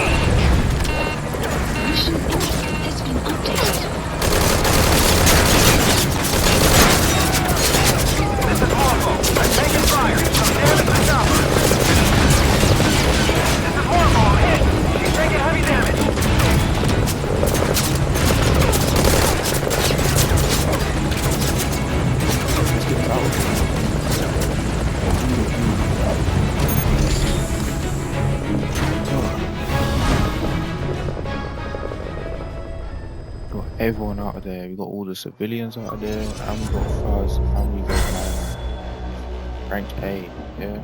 So about should be an S. I think you get S from no killing people. I retried as well, so that obviously made me lose points, but with an A plus. But yeah, killing people gives points down and getting alerted. It's like I get an A rank for killing people because like you can't you go through this game with one of three ways. I want to say you could go through it killing everyone and just being loud, or even just being silent.